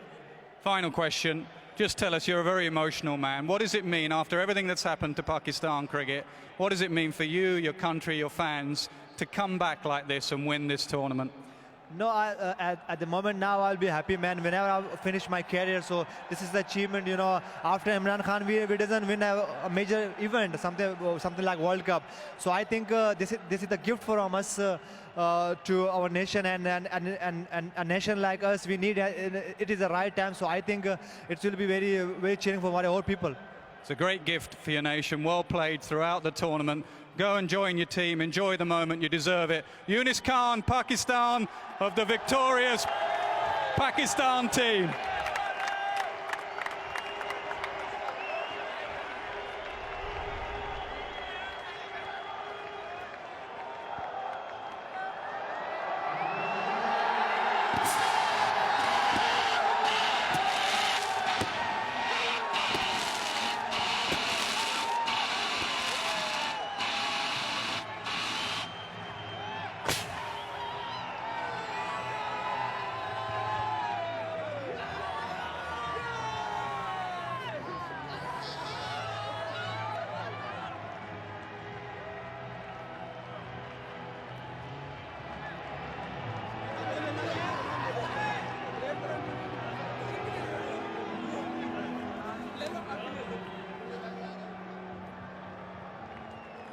Great scenes for the Pakistan cricket team and for Pakistan cricket in general. This is one of their biggest moments, and it couldn't have come at a nicer time for them. The stands were full of their supporters, and they played very good, sensible cricket here today, and proud and deserving winners of the ICC World T20. They've had differences within the team in the past. All that is forgotten. These are photographs that will be seen in Pakistan and wherever Pakistan cricket is popular for many, many years to come. Well, what a lovely day, and they would enjoy that particular sign. They're champions of the T20 World Cup. Very well done by Pakistan. They kept their nerve. It was a funny kind of total that they could have imploded. They didn't. It's a mature innings by Afridi. Well supported too over there by Shoaib Malik. Kamran Akmal got them off to a start. Razak did very well. I think Razak was a key player in that he changed the balance of the side enormously. But these are fantastic moments. Pakistan cricket is going through troubled times. No home cricket at all. It looks like from what's happening in the world, it might stay that way. So they've gone on foreign land, in foreign territory, and they have sent out a great message to Pakistan cricket fans. This moment will endure long in the history of Pakistan cricket. I remember as a young man seeing the results of the 1983 World Cup and then the 2007 later on.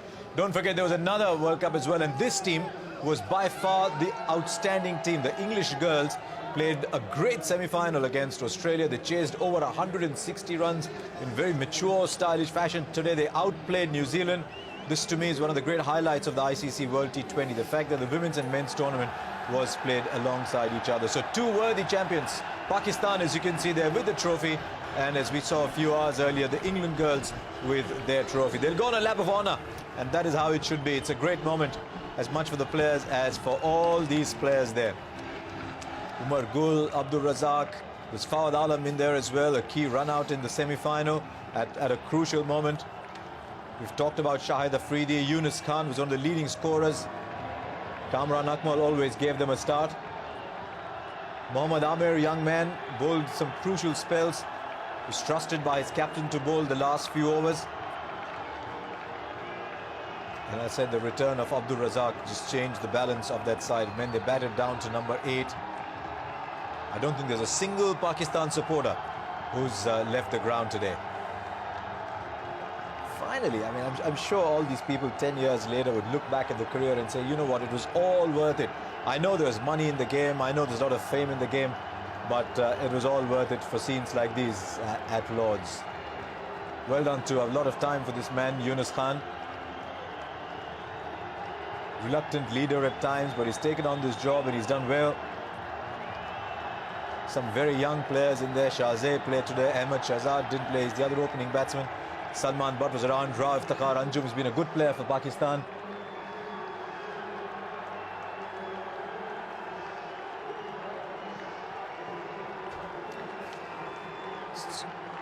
It's getting to 6:45. This ground is bathed in sunshine, and that's exactly the kind of weather we on the subcontinent like. So, wonderful day.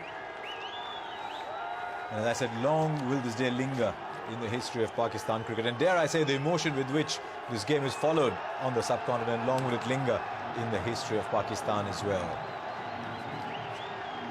So there you are, the ICC World T20 on a glorious day at Lord's. Pakistan holding the trophy. It's been a wonderful tournament. It shattered a few myths. It's given us a lot more information, a lot more knowledge about how this game is played. The most beautiful of it all was the fact that bowlers can win tournaments, and the two sides, the best bowling, eventually contested the final.